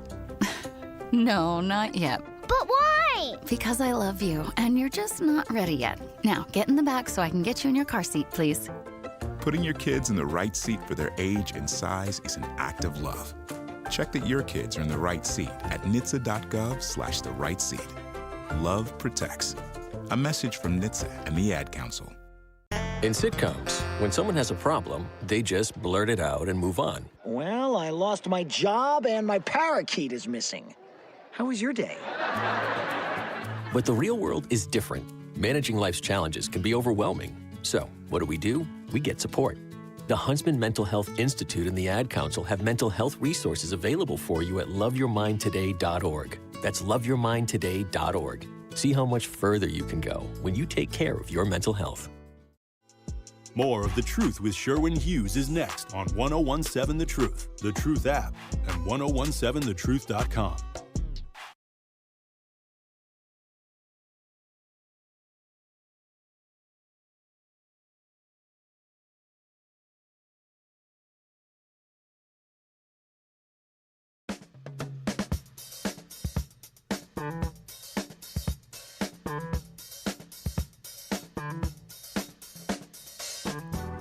Jasmine said, they bogus for booing that man while he was trying to explain important info. Mr. Mahdi says, Howard University has a bad reputation. Everything has a bad reputation to you. Mahdi, didn't you have babies with two cousins that's both in their 20s? And ain't you like 92 years old? Just saying. Let's not talk about reputations here, buddy. And you're a Trumper. Please don't forget that this man is a Trumper. Just letting you know, Trumpers need to wear a tattoo on their faces. Some you can tell. Some you don't got to ask. But others, you need to show yourself. Because you know what's going to happen? I'm going to tell you what's going to happen. Because things follow a very predictable pattern in American society. In about 10 years, you're not going to be able to find a single Trump supporter. Anybody, oh my God, I didn't vote for him. I don't know how he got elected. Everybody is going to deny it. So once the impeachment articles start flying, and man, they're going to fly. Some will stick, some will not. And more information is revealed. Wait until the other 3 million pages of Epstein files are released. And I hope the Democrats are able to compel the Department of Justice. All they got to do is starve the Department of Justice of funding, and they'll release those Epstein files. Wait until you get the dirty stuff. And then at some point, people are going to be like, oh, no, I'm embarrassed I voted for Trump. They're going to have rallies, listen to me now, or people are going to get all their Make America Great Again, their hats and their shirts and stuff, and they're going to have big parties and big rallies where they're going to burn all this stuff. This is really actually going to happen because what has been released so far, I think, is either speculative or people don't really believe it because the crooked left-wing media has been very biased. So a lot of folks may not find the information they have received about Donald Trump being in Epstein files. They may not find it credible.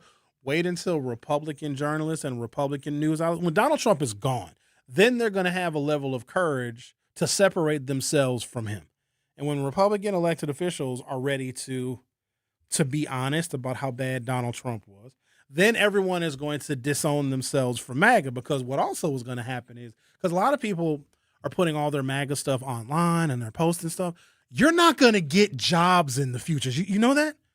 That all that stuff that you all are saying, all the MAGA people and posting oh yeah, Trump is the best, that is going to impact you in ways that you have no idea. So there will be a movement in this country where people are going to try and divorce themselves from MAGA so that they can get jobs. Because I'm going to tell you something right now.